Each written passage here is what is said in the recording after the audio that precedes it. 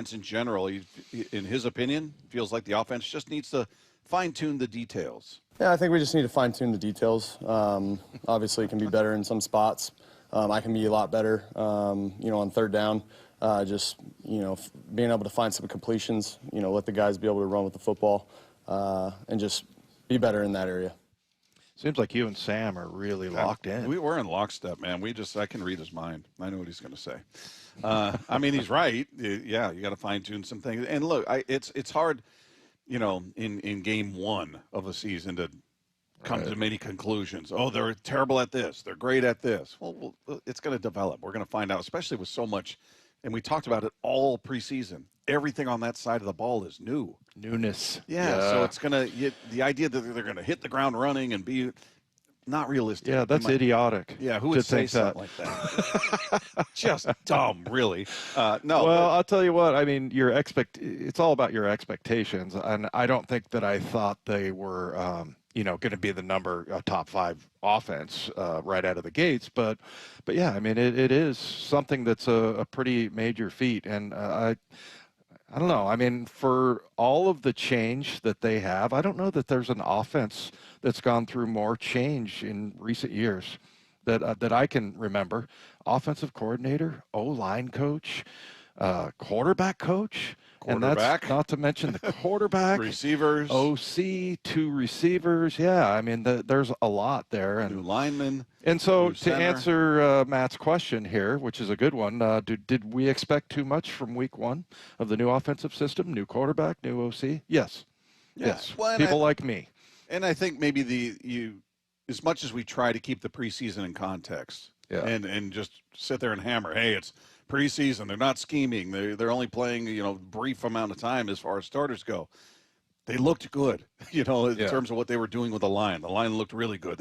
They piled up over 400 yards in 2 games running the ball. Mm-hmm. So yeah, you kind of get lulled into this. Wow, what are they going to look like when they're really serious and the games count and they're scheming for the opposition? Well, they're scheming for you too. So, at that point, it's all starters, and it's not that easy. So maybe you get a false sense of security with preseason at times like that. Yeah, and I wonder how much of it is that how familiar the 49ers were with their system. They knew what they're going to run. But, yeah, there's just a lot of things they didn't get to. And, and those things were being talked about, and it's not like they were just ignoring, it's not like Sam Darnold was purposely ignoring the other receivers, because I want to say JSN had, 13 targets, and then the next closest one was 3. So, yeah. So, I mean, that's just the way it happened. They never got to play action pass, really. So the game kind of got on top of them. And, there was that one drive where they tried to get cute as far as, the screen to one side, and KJ Wright broke that one up. And then, they had the throwback from JSN to Charbonnet, didn't work. But, I mean, there's so many type of plays. And Bumpus was saying this, and Bumps called plays at the high school level and everything. And the one play he said he wants to see him get to, and I agree, is the jet sweep, where you hit that thing on the run. It just splits the defense in half. And, if you can get to all the variations off of that, they just never really got into a flow. Yeah. Darnold went on to talk about the run game, talking about their third down conversions, and obviously talking about how much better they need to be at both of those.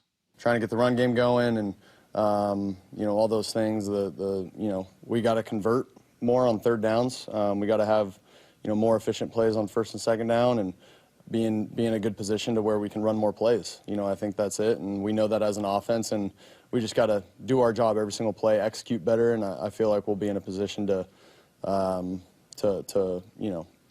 our foot on the gas a little bit on first and second down. That's a good way to put it. Yeah, it's I don't know. I don't know who's panicking after one game. I mean, you and I both thought they were going to win this game. I think they had a win there in the bag, and they kicked it. Personally, I don't think they were beat. I think they beat themselves. But regardless, it's a loss. But I don't know. You got 16 games to go. I can't buy into some of the panic I saw on social media and even some on the text where, I told you Sam wasn't the guy. Oh, this line is always going to stink. I'm like, really? After one game? Yeah. Huh? One game where everything is so what did they play together for one drive in the preseason? Right. One drive. And Yeah. I think he was like 4 of 4 for 36 yards or something, and that was it. That And was the whole preseason. I think there was like 8 plays or whatever. Yeah, it was just 9. like, I mean, you got to pace yourself a little bit with this offense, and I don't think they're going to be who they're going to ultimately be. Maybe till the middle of the season, we'll see them fully formed, if you will. But you know, it gets real when you go on the road against a team like this, against the Steelers. Their linebackers are ridiculously good. Well, and it's to me, it's going to put more on that defense to keep Aaron Rodgers and that offense in check and give your offense some slack, because we talked about it well before the season that may be the case, that the defense is going to have to carry the brunt of this for a while until the offense finds their footing. And Darnold talking about that, just talking about, you know, as far as incompletions and things like that go, they're just figuring out all the details of it. Figuring out the details, understanding kind of what led to some of those incompletions, how I can get on the same page with the guys, which we've already ironed out. We ironed that out on Monday, and we already worked on a ton of stuff yesterday, and we'll continue to work today and tomorrow on just some route concepts and different things that we like. But I think it's all about the details right now, and we're just going to continue to, put our best foot forward in terms of just finding rhythm and being able to, play with rhythm and find those completions when they're there. Yeah, today on the huddle, Stacy asked the question, who are the other receivers you'd like to see get more involved? And to me, it was Barner. I think Bump picked Arroyo just because he's such a dynamic threat at with his size speed combination. And then I think Stacy went with Cooper Kupp, but it's not like he went into that game going, okay, I'm only going to target JSN, and the other guys are just going to get a couple 3 here and there. It's just how it played out. And by the way, it also indicates that JSN gets open. Yeah, he's really good. So yeah, and there's just a lot of things that you look back on and go, they didn't do any of this on purpose. Whatever's lacking. Getting to play action pass, just running more like of a variety of plays. None of that really came to fruition. And, and you hold the Niners to 17 points at home, you should win. Yeah. I mean, you were through 3 quarters, 7 points. Yeah. Right. So defense was doing a nice job, and the opportunity was there to win this game. You had that lead late, and we all know what happened on the final drive. But it's just, I'm not going to panic about this yet. Now, look, if we're talking about this and why didn't they do this? They still can't run the ball, and they still are completing no passes to anybody but JSN, and we're at game 6 or 7 or somewhere at that point. I'm going to be going, all right, we got a problem developing here. We should at least see them take these steps. All right, I expect that they're going to look a little better this weekend. Is it going to be, demonstrably better? Is it going to be just a completely different version of the offense? I don't think so. You know what the good news is, though? And I was saying this, and I think John Boyle agreed with me from Seahawks.com, that a lot of other head coaches will, just to throw a number out there, and it's just generalizing, 6 bad plays, you're going to get benched, typically, most coaches. And I think with McDonald, it's 2. Yeah. 2 bad plays. I mean, and so I think if this continues and they, have the same type of problems they had offensively, I think you can expect change. Yeah. And I don't know if it's a position group. We might see it with Reek Willem. We'll see. Yeah, see exactly. Who starts there. He's I don't want to say intolerant, but I like he's not going to sit on his hands for sure. He is very decisive. And if we're not seeing the kind of things that they want out of their offense, I think you're going to see some changes.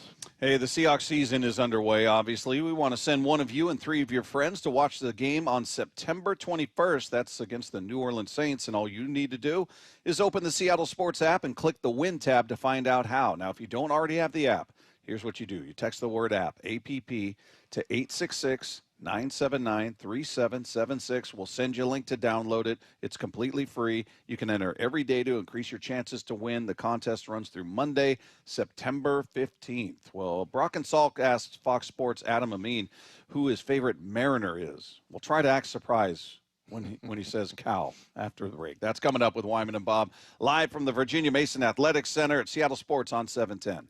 Touchdown, Seahawks! Celebrating 50 years of Seahawks football with the voice of the Seahawks, Steve Rabel. Number 96, Cortez Kennedy. He was as wide as he was tall, and he was in the backfield terrorizing quarterbacks and throwing them to the ground before they knew what hit them.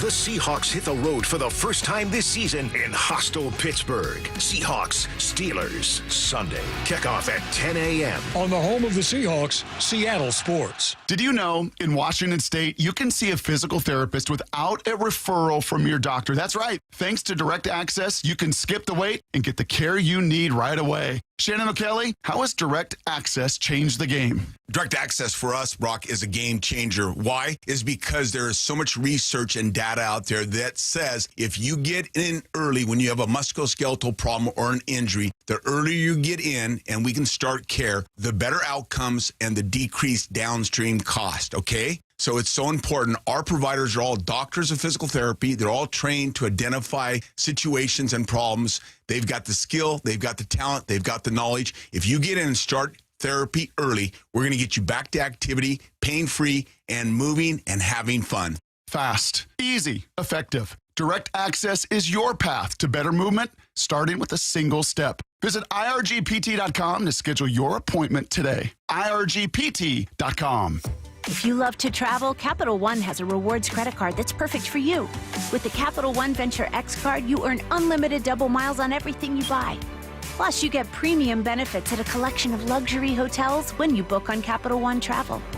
And with Venture X, you get access to over 1,000 airport lounges worldwide. Open up a world of travel possibilities with the Capital One Venture X card. What's in your wallet? Terms apply. Lounge access is subject to change. See CapitalOne.com for details. University of Maryland Global Campus offers more than 55 flexible online certificates that provide short-term credentials and real-world skills you can use immediately. With a range of affordable undergraduate and graduate certificates in high-demand fields like business, AI, cybersecurity, data analytics, and healthcare, you can earn credentials quickly to help advance your career. Learn more at umgc.edu. That's umgc.edu. Certified to operate in Virginia by Chev.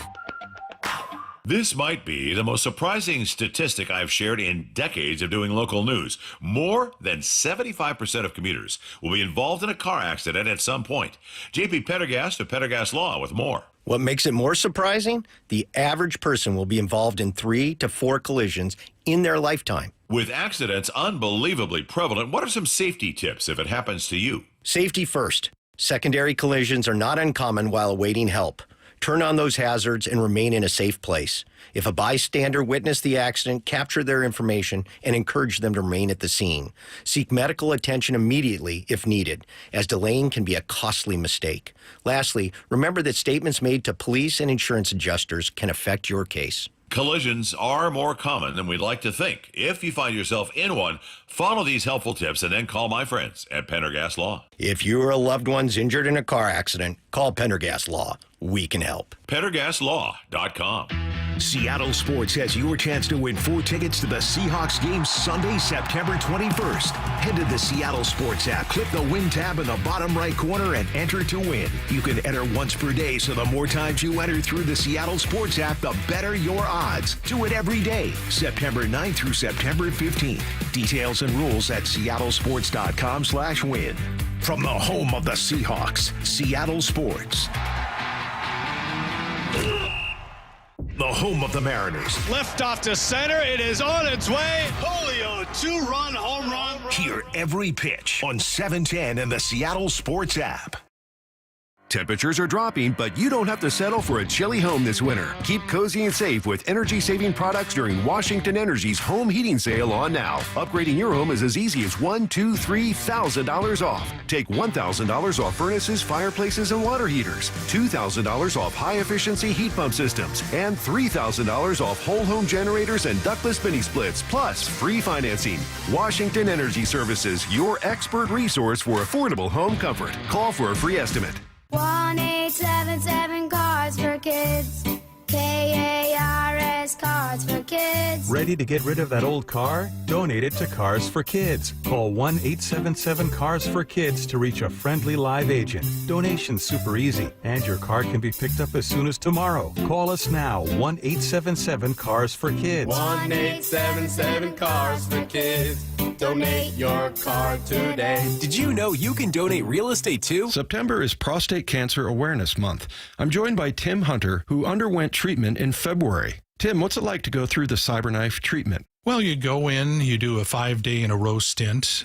You go to the Swedish hospital, and it's they say set aside 45 minutes for each treatment. It's really only about 35 minutes of that little robotic arm dancing around you. There's no pain involved. It was just too easy. Treat prostate cancer with Swedish CyberKnife. Go to swedish.org/CyberKnifeProstate. Yay to Bruce, the streaming king. With quantum fiber internet, he's gonna binge. He wants more, he's got to have more. More bedtime true crime. More podcasts in the shower. Quantum fiber Wi-Fi has the power.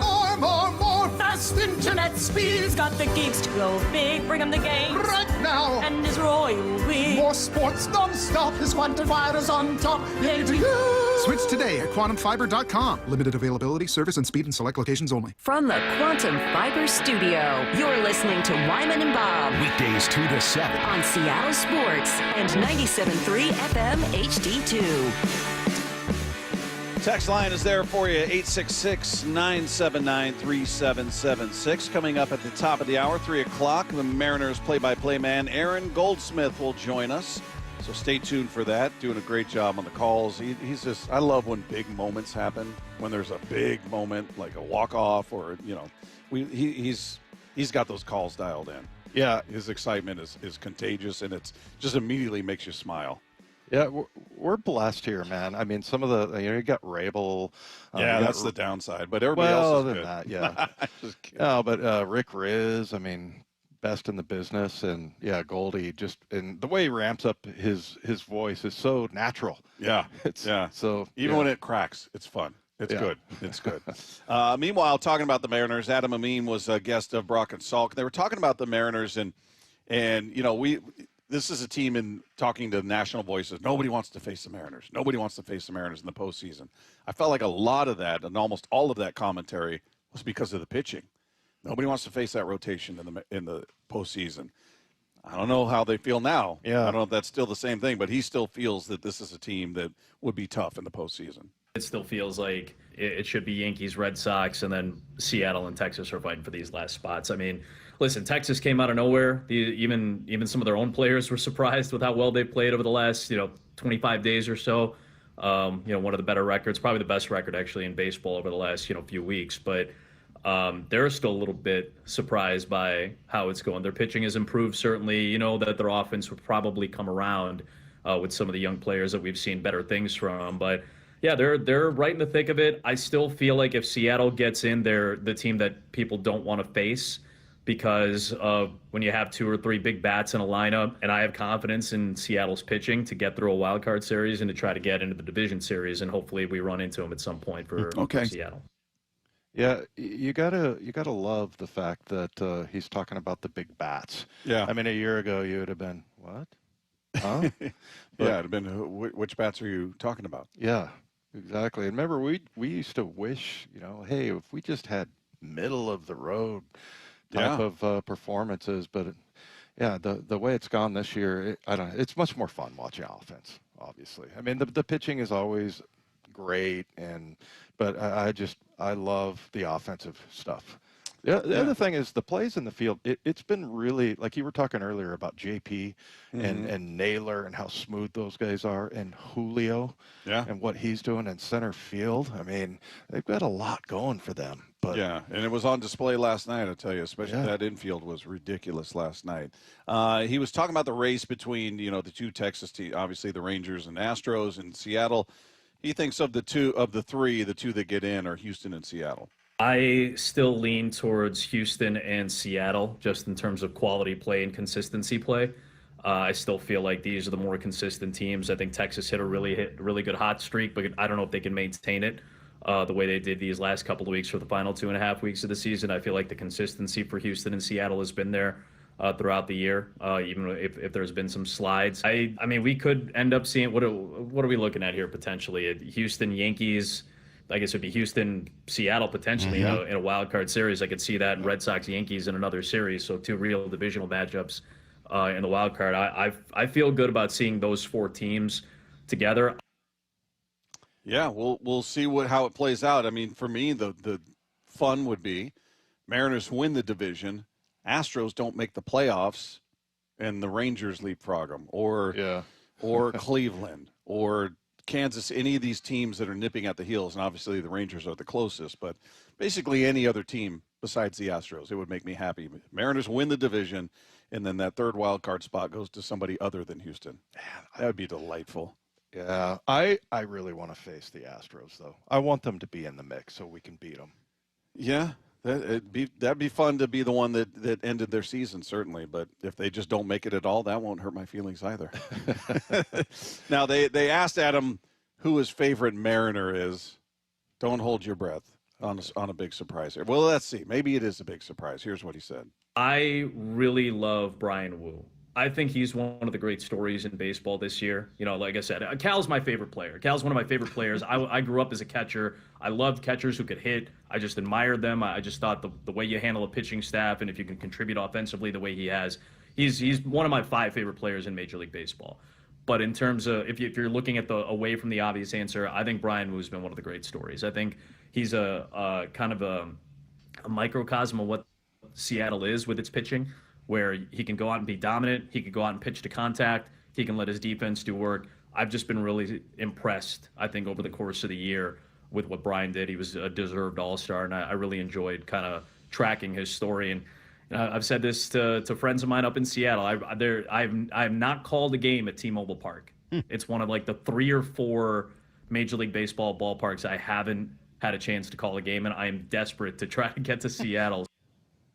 Well, Adam, it's a hitter's park up here. Yeah, ask Josh Naylor. He'll tell you. So he says Cal's one of his favorites. Cal's one of everybody's favorites. It's hard not to love Cal. I've had to talk you into it and twist your arm, but you finally come around. But no, Brian Wu, I get it. He was my pick as their 2nd best pitcher going into this season. I thought Logan would be their best pitcher.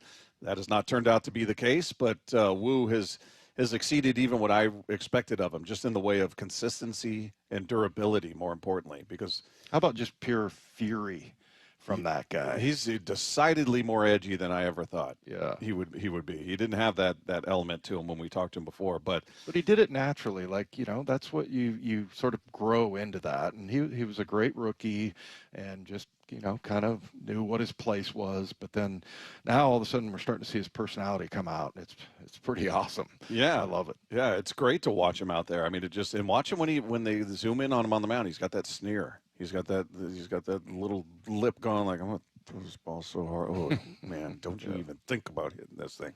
But yeah, he's got an edge. But he's exceeding what I expected, especially in the way of durability. Because we've said this before.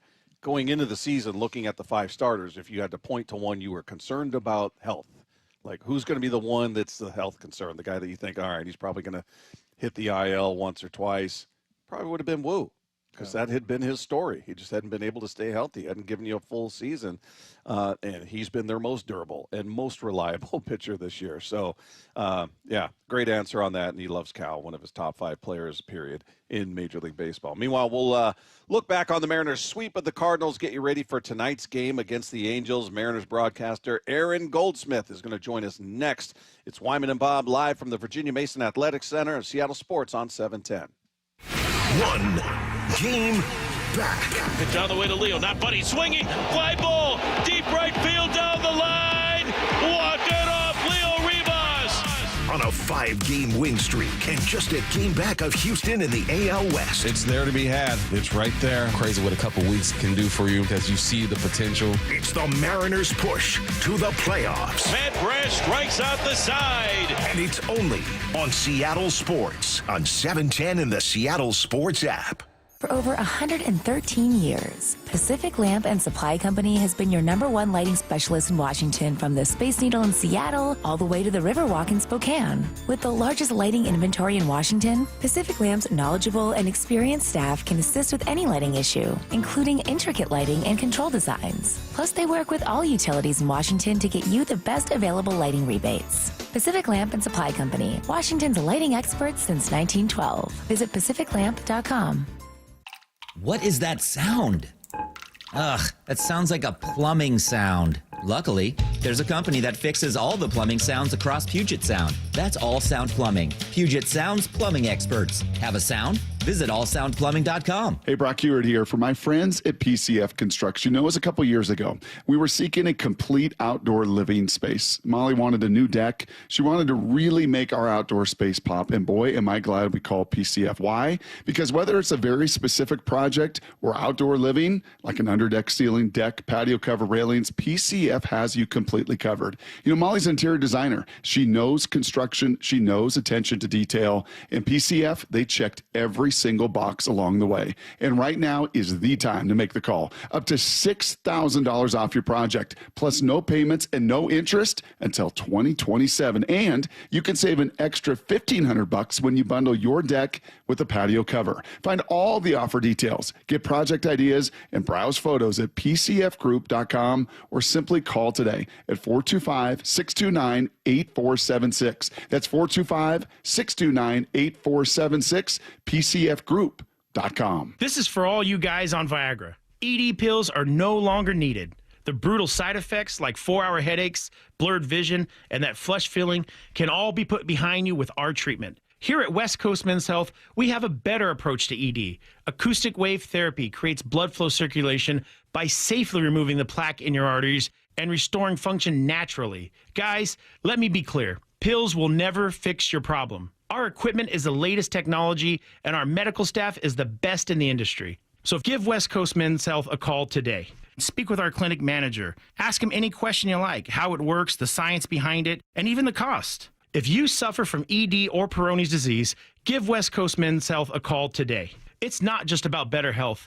It's about a better life. With clinics in Redmond and Tacoma, call 206-519-6541. That's 206-519-6541. Online at westcoastmenshealth.com. You're losing your hair and you simply need a solution that works. You want the best. Modern technology, top-rated physicians, something that's guaranteed to work. Guys, you need world-class Dr. Perungo and his team at Advanced Hair. Advanced Hair has completely redefined hair restoration. From the experience itself to their unmatched results. Receding hairline, bald spot, thinning hair, maybe all three like I had. Get your hair back with Advanced Hair's simple one-day treatment that begins to regrow your own natural hair the very next day. Advanced Hair has changed tens of thousands of lives, including mine. And get this, Advanced Hair is once again the winner of the 425 Business of the Year. For your free consultation, call 425-449-8185. Right now, you'll get $250 off and 250 free hair grafts. Refine your hairline with the team that redefined hair restoration. That's 425-449-8185. Or for the before and afters, visit advancedhair.com. When your outside matches how you feel on the inside, that's kindness. And so I think that is the one thing that the Lee Johnson Auto family encourages us, is to be like really authentic and really be intentional in how we treat our customers and how we treat each other. To have a good company, have a good culture, have a good crew that takes care of your customer base, you have to take care of your crew. You can't have miserable people and expect them to give a customer a good experience. Walking in here, meeting some of the employees already before I was even hired on, welcoming me in, gave me a good indication what this company was all about. So if I were to make an hour and a half drive here and to have fun here for 8 to 9 hours a day versus if it's the other way around, then I'll take it. It's not a script. It's a belief. The LJ Way is the Lee Johnson Auto family. Hi, I'm Justin Shirley. We offer 0 down, 0 interest, and 0 payments for 24 months on new roofs. Call 866-ROOF-ROOF now. State Roofing and Exteriors. Held to a higher standard since 1968. Let's go! This is Seattle Sports. Streaming through the Seattle Sports app. KIRO AM Seattle. KIRO FM HD2 Tacoma. Home of the Seahawks, Mariners, and everything Seattle sports. Seattle Sports Snapshot. Mariners looking to keep the roll going. They've won 5 in a row. They complete the sweep of the St. Louis Cardinals last night in 13 innings, and they get the proceedings going tonight with the Angels, who are in town for a 4-game series. Game 1 coming your way with Bryce Miller on the hill. He faces off against Jose Soriano. You can catch it all starting at 5:30 with the pregame show, 6:40 first pitch. Right here, Seattle Sports on 710. Meanwhile, taking a look at some finals from today, the one that mattered most. Blue Jays shut out the Astros 6-0, the final in that one. That means the Mariners, as we sit at this moment, are a half game back in the AL West. They win tonight. Obviously, they are tied for first with the Astros. Other finals from today, White Sox take out the Rays 5-1. The Orioles beat the Pirates 3-2. Still to come, the Rockies and Padres in San Diego. Phillies host the Mets. Guardians and Royals in Cleveland. Yankees hosting the Tigers, and the Marlins and Nationals in Miami. Snapshot brought to you by Miller Lite. When it's game time, it's Miller time. This hour of Wyman and Bob is brought to you by K2 Vision RLE. From the Quantum Fiber Studio, this is Wyman and Bob On Seattle Sports. Streaming live on the Seattle Sports app and at seattlesports.com. Now, here are your hosts, Dave Wyman and Bob Stelton. Well, the Mariners are rolling, and they are down to just a precious few games that all mean a ton. The Angels in town for a 4-game series, game 1 tonight, and always great to hear this man's voice on the call. Does such a brilliant job. He's with us on the Emerald Queen Casino Sportsbook Hotline. He is Aaron Goldsmith. How are you, buddy? What's up, gentlemen? It's been too long. How are you guys? We're doing great. Good. Can I just tell everybody what one of the most underrated moments of last night's game was? There was a moment where Dave Valley, who was on the call with Aaron, cleared his throat, and you hear it over the area, and then very subtly you hear Aaron just go, "There's a button for that."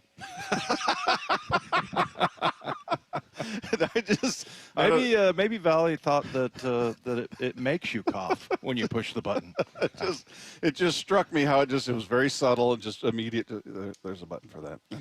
Well, I would say that the clearing of the throat was the equivalent of a Mack truck backing up, and it happened to come with, if memory serves, something along the lines of the bases loaded and the game on the line, like a base hit wins the game. All right, Val. Just so subtle. There's a button for that. Let's do this again. 3, 2, 1. Yeah, we're live. Oh. No, I think the world of Val, and hopefully people can understand. If you are saying those kinds of things to your partner on the air, you probably have a pretty good thing going with him. So yeah, you're Val is wonderful, and it's great spending time with him. And I feel like myself, he's a pretty self-deprecating guy and can have a little fun with the situation, even if the game's on the line. It's all right. Yeah. Oh, that's great. That was good stuff. Yeah, that was an underrated moment, to say the least, in a very tense game. A game that, Aaron, we talked about it to open the show, that this team in this series have found very unique ways to win. In game 1, no home runs. They were able to play some small ball, sack flies, stealing bases. They scratch out a win. Game 2, your big boppers go silent. I mean, Gino, Cal, Julio go 0 for 10 with 2 strikeouts, but it was Naylor and Randy coming through. And then last night, they strand 14, go 3 of 15 with runners in scoring position, but have spectacular defense behind them in the infield, and obviously Leo Rivas, who would of course be the obvious answer to who would hit a game-winning home run. It was interesting to see the unique different ways that they were able to pull out all 3 of these games. Well, in this game, with the length of this season, you're going to have to find a variety of ways to win. It is a little bit different than the NFL, where you say, hey, our identity is running the ball. We're going to run the ball, and nobody's going to be able to stop us. And almost every game, we're just going to run the ball, or whatever your equivalent might be. This is a game of endurance. This is a game of great volume, obviously. And even if your identity is, for example, walking and hitting home runs, That's not going to be there every single time, 162 times out of the year. And so to be able to be a team that you can rely on other people and you can rely on other means of scoring runs, is that what it's going to be like the majority of the time? Hopefully not. Hopefully you do have an identity, and more nights than not, that is how you get it done. Just like last year, the identity was the starting pitching in particular. But to be able to find different clubs in your bag that you can go to in tricky spots, that's a mark of a team that can really put together a good run and a good couple of weeks, which is what the Mariners need right now.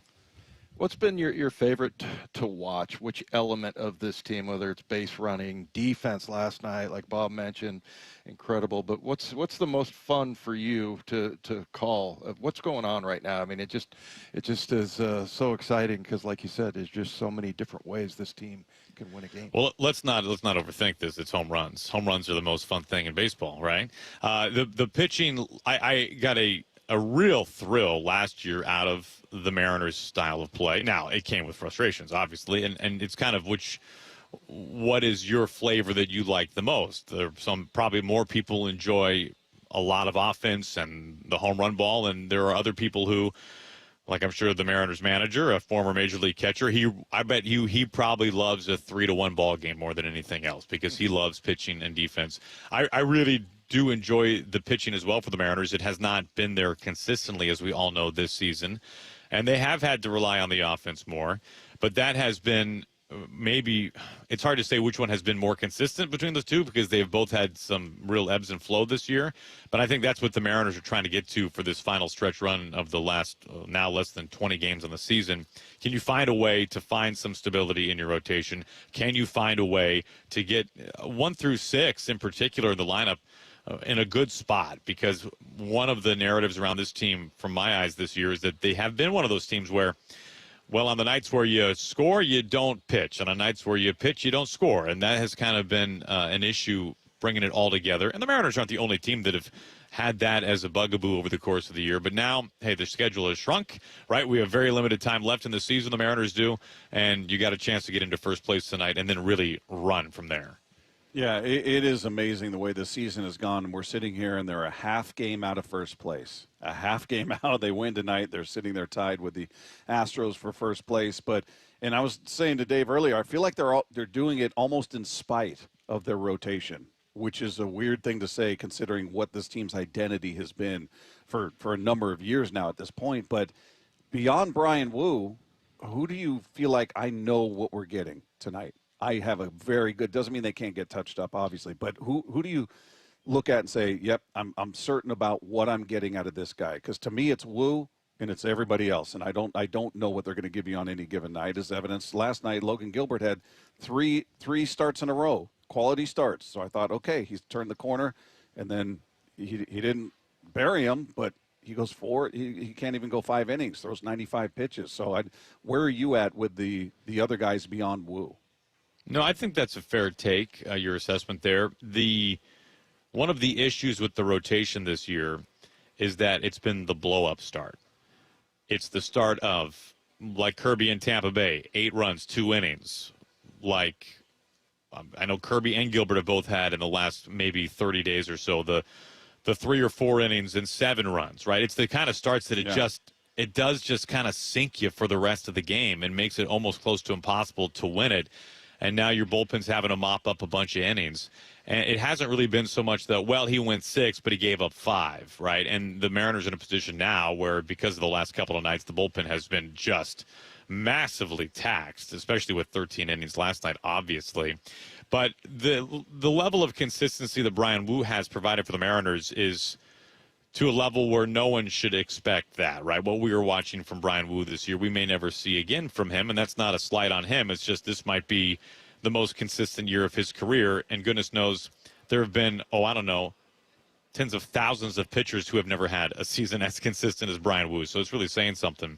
But beyond that, any one of those guys, we know this, any one of those guys is capable of going out there and going 6 or 7 with 3 or 2 runs or fewer. We just don't have a really great feel for when that's going to happen and when it's not. And you felt good about being at home the last couple of nights, and that has not, the last 2 nights at least, proven to be a great advantage in terms of the starting pitching. But I will I will comp it to a hitter. A guy like, you name it, Gino, Naylor, Cal, Julio. If any of those guys are in a slump, they are all talented enough that tonight could be the night. Tonight could be the night where they get that one swing, that one ball off the bat, and then they get on a heater for 7, 10, 15 games, right? And the same is true for every arm in that rotation. They are all elitely talented. Most all of them have been an all-star in their young career or veteran career. And any one of them could take the slab in their next start and could go on a run of 2 to 4 to 5 starts where they just coast, they cruise, they dominate. Because we've seen it, right? We've all seen it firsthand. But that's been the frustration for the Mariners this year, or one of them at least, is that you haven't had that prolonged run of, especially the core 5, be able to do that for a prolonged period of time. But it could start happening tonight. And fortunately for the Mariners, I mean, to have the starting pitching be, as you noted, as inconsistent as it has been, and for them to be in a position today to be in a tie for first place is pretty remarkable. Yeah, I want to ask you the question I've asked Dave and our listeners, and that is, let's just play out the hypothetical. They played a wild card, 3 games. You got your 5 starters are all rested and healthy, ready to go. I think it's obvious Wu would be your number 1. Maybe you've got somebody different that I think would be everybody's number 1. But who would be your 2 and 3? As of right now, I don't know if you can say that. I think you probably – I mean, honestly, I think I have no idea how they would approach that situation given what we're seeing right now. But my initial inclination based on that question is I just want to know who's hot at that time. Like, I'm going to ride the hot hand. Yeah, that's what I'm just trying do. to see who you have the most confidence in as we sit right now. That okay, this guy's he's going to right the ship, or this is the guy that, Castillo, his last start was good. Okay, he's got it fixed, or maybe it's Miller. I don't know. That I guess it's just more to the point that I don't think we have any idea of what we're getting out of the other 4 guys. Yeah, I mean, if there was a lineup that was really lefty heavy, maybe I would lean more towards getting Gilbert an early start just because of his splitter and his ability to neutralize lefties in that regard. And also in the postseason, length isn't as important, right? We're not looking for a guy to go 6 or even 7 innings. Honestly, the style of pitching that Logan Gilbert has had this year, of most of the time, obviously there have been some exceptions to this, but most of the time it's been real dominance over 5 innings, right? Would you agree? Mm-hmm. Yeah. And with a ton of swing and miss. I mean, going into last night, he had the highest strikeout rate of any starting pitcher in baseball. So if you can give me 5 with great swing and miss and you're platoon neutral, yeah, I'll take that in October. Absolutely. And I'll piece it together for my last 4. And with the days off in the postseason that you get, now I know in a wild card series it's different because you got 3 in a row. But I'm going to take my chances that the bullpen can figure it out from there. And if Brian Wu is your game 1 starter, which I guess I would assume he would be, based on performance this year, there's a chance that he's given you some more length in that first game, and you can save an inning from your bullpen, and somebody's going to be maybe just an ounce fresher in game 2 or subsequently potentially in game 3. So Gilbert comes to mind from that perspective, mostly because of the lefties and because of the swing and miss. Aaron, you've talked to Josh Naylor, correct? Yes. Yeah. We had an interview with him, and it was just very, very interesting. He's such an interesting guy, and he's really endearing himself to the fans, calling it a hitter's park and his favorite fan base. And anything stand out to you? He's just a very different cat, and we just we love him, and I think the fans really love him. Well, they should love him because when they see him in person, he's hitting like Babe Ruth. So, I mean, his numbers here in this ballpark since coming over in the trade, as we all know, are like Hall of Fame worthy. I think what stands out to me the most about Josh is just his intense determination and focus. There's a lot of ways to win in this game, just like we chronicled with how are you going to win? Is it going to be pitching? Is it going to be offense? Is it going to be small ball? Is it going to be hitting it over the fence? There's a lot of ways to get it done. And there are players like Julio who have this immense joy and smile and childlike approach to the game. And that's wonderful. Or Gino, for that matter, to a lesser degree. And then you have the Josh Naylors of the world, which truthfully I don't think there are many of, right? There are not many hard-nosed, I don't want to talk to you if you're wearing the other uniform kind of guys anymore, because everybody is, Oh, I work out with him during the off season. Oh, he and I have the same agent, right? Yeah, it's right. all that kind of stuff, which I'm not dogging on that. Like, if that's what helps you get ready for a game and feel good, like when Julio and Randy are talking with guys in the outfield before the game, Tatis or whoever it might be, like, hey, if you feel better and play better when you're loose like that, go do that. But if you're Josh Naylor, that's the last thing you want to do. And I think he has an extreme awareness for who he is and what makes him great and what enables him to be an impact player on the field. And he stays in that lane, and he puts the most extreme blinders on that you can imagine. I know you guys talked to J.P. Crawford earlier this year about J.P. basically being intimidated by him because he never talked to him when he got to first base. He said, right? He thought he hated him. Yeah, and it's like, okay, cool. Like, go do you, man. And it's gotten him very far in his career, obviously. And I'll be very curious to see what the offseason holds for him, just like everybody else will, whether it's in Seattle or elsewhere.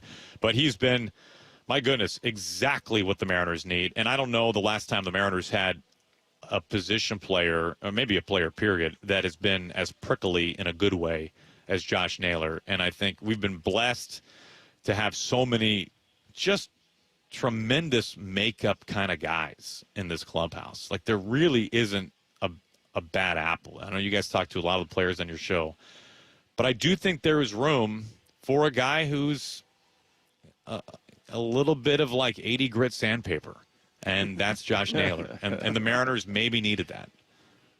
Well, and I love that because the same thing about football. It's kind of gone that way that you have a common agent, or we worked out together, and I feel like Josh is kind of like me, where I long for the days where we all hated each other, and the other guy was a villain, and bring hate back. Yeah. Aaron, one guy I've been hot on, and he's a guy who's just gaining more and more trust from me as a fan every time he toes the rubber, and that's Edward Bizzardo. He's a guy that, like any other bullpen arm, can blow up, can have that off night. He's given up one earned run in his last 15 appearances, and he's just a guy that Dave and I go through the exercise. All right, these four relievers: Brash, Munoz, Spire, Bizzardo, rank them in order of confidence you have in what's going to happen when they're out there. And he is moving up that list. He's a guy that just, when he gets out there, I just feel like he's just going to get it done. And he's a guy who can go night after night. I mean, his durability, his ability to go out there and 2-3 nights in a row has been really impressive. And I think he's kind of been a bit of an unsung hero when we talk about what this bullpen has been able to do. It's so easy when you are a non-leverage reliever to fly under the radar, even for a team that we all watch every single night. And you're right. One of his great strengths this year has been his availability. I would be shocked. I mean, I'm almost positive there's not another reliever that has pitched back to back to back more than Bizzardo has. It's been a career year for him. He has kind of been able to swing off and on this year between kind of middle relief to the lower scale of high leverage, if that makes sense. Yeah. And truthfully, if I'm Dan Wilson, as we approach the postseason, and assuming the Mariners get in, I'm really hoping that I have a solid group of four that I can consider a leverage arm. Now, is Bizzardo that guy? I don't know. We've seen him in spots, but what I can say is that we've seen him get on enough of a roll, and when you put him in the right pocket in a lineup, he can pitch to that level. Now, I wouldn't rely on that like I would Spire, Brash, Munoz, obviously, but he does give you a little bit of a swing man in that regard, where if you're in a down game, but you need to keep it close, and that's a very underrated thing in this game. You're down by 1 or 2, and it's in the midway point of the game, and you have to keep it close to give yourself a chance. And in October, you very well might end up turning to your leverage guys, even though you're down, just to keep you in the game. He can be one of those first guys to help bridge that gap, and you feel pretty darn good, as you were referencing, that he's going to hold the line where it is. So he has a really critical role for the regular season, but I could see his role being even more noticeable and more important come October, because he can pitch in a down game for you, and he can also pitch in an up game for you, depending on the situation. So you're right. It's been It's been a kind of a breakthrough year, I would say, for Edward Bizzardo, and the Mariners are very grateful for his absolute rubber arm that he has brought to the field every single day. Stacy just sent me this Sports Illustrated article. I'd not heard about the Nuts of the Game award that Cal Raleigh passes out after every game. But what do you know about that, Aaron? I know nothing about Cal's Nuts of the Game. What do you got? I hadn't heard of that either. Yeah, it's something that he gives out to other. Well, I won't describe the trophy itself, but yeah, I think it's self-explanatory. Yeah, but yeah, I mean, it's so Cal that he wants to deflect everything away from him, and he obviously doesn't award himself with that, but just really speaks highly to how gracious he is. Does this help explain some of the Cal Raleigh hand gestures that we've seen after big moments in games? Is this all coming together right now? It seems like these puzzle pieces are starting to come together and make some sense now. We are great private eyes, the three of us. Thank you, Stacy. Hey, Aaron, one of the things I was thinking of yesterday, we saw that Kyle Schwarber hit his 50th home run of the season, first guy in the National League to do it. How much is being the leader in all of Major League Baseball crucial to the MVP conversation for Cal? Understanding it's National League has their award, American League has their award. I get that, but I think there's some shine to being able to say, yeah, not only is he a great catcher and he's out there every day, but he led all of Major League Baseball in home runs. If hypothetically Schwarber were to pass him, do you think that impacts Cal's case when it comes to his debate with Judge? I think there might be something there. I look at it from a similar but slightly different perspective. Like if Schwarber passed him, but they both, let's say, got to 60, I don't know if it matters so much, right? Like if it's 60, if Schwarber hits 61 and Cal hits 60, I don't know if one home run is going to make a difference, or even two or three. To me, when it comes down to the American League MVP award, it's really two factors for the voters. One, how many home runs does Cal Raleigh hit? Can he break, well, I say it's inevitable. It could happen tonight. Can he break Mantle's record? And then can he get to 60? There's something insanely romantic about 60 home runs and how few players have ever done it. I'm not saying that that's required, but it certainly would help. How many home runs does he end with? And how much do you value the defense? Those are the two things in my eyes that will enable Cal Raleigh to win the American League MVP.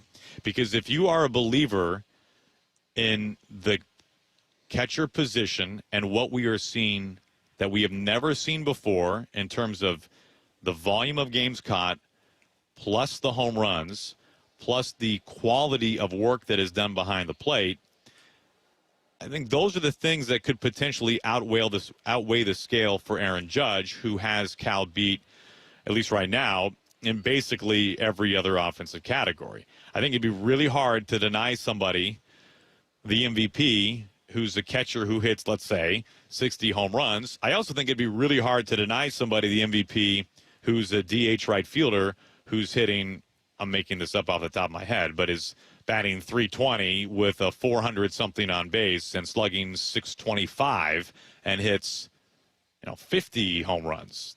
That's really hard to say no to that as well. Somebody is going to finish second place in the MVP who should have won the MVP. Like we all need to just understand that. It's either going to be Cal or it's either going to be Judge. But how much do voters weigh the importance of his position and his ability to play that position? And what is the final tally of home runs? And does he flirt with even further history within the game, certainly beyond just at the position that he plays? Aaron, as always, great stuff. You're crushing it on the broadcast. You're doing all the heavy lifting, trying to carry Hyphen across the finish line each night is tough work too. I know that. So, no, we appreciate it as always. Keep doing your thing, man. It's fun to listen to you when the games mean as much as they do, and some of the great moments we've had out there. Your calls absolutely accentuate what's going on and match the intensity. So good on you, man. We appreciate you and look forward to talking again soon. Well, it's awfully kind of you, gentlemen. It's great to be with you. This is the best time of year. It's great to talk baseball with you. There he is, Aaron Goldsmith, everybody. You can tune in, hear him tonight. Does a great job on the broadcast with Valley, with our guy. I'm joking about Hyphen. We love Ryan.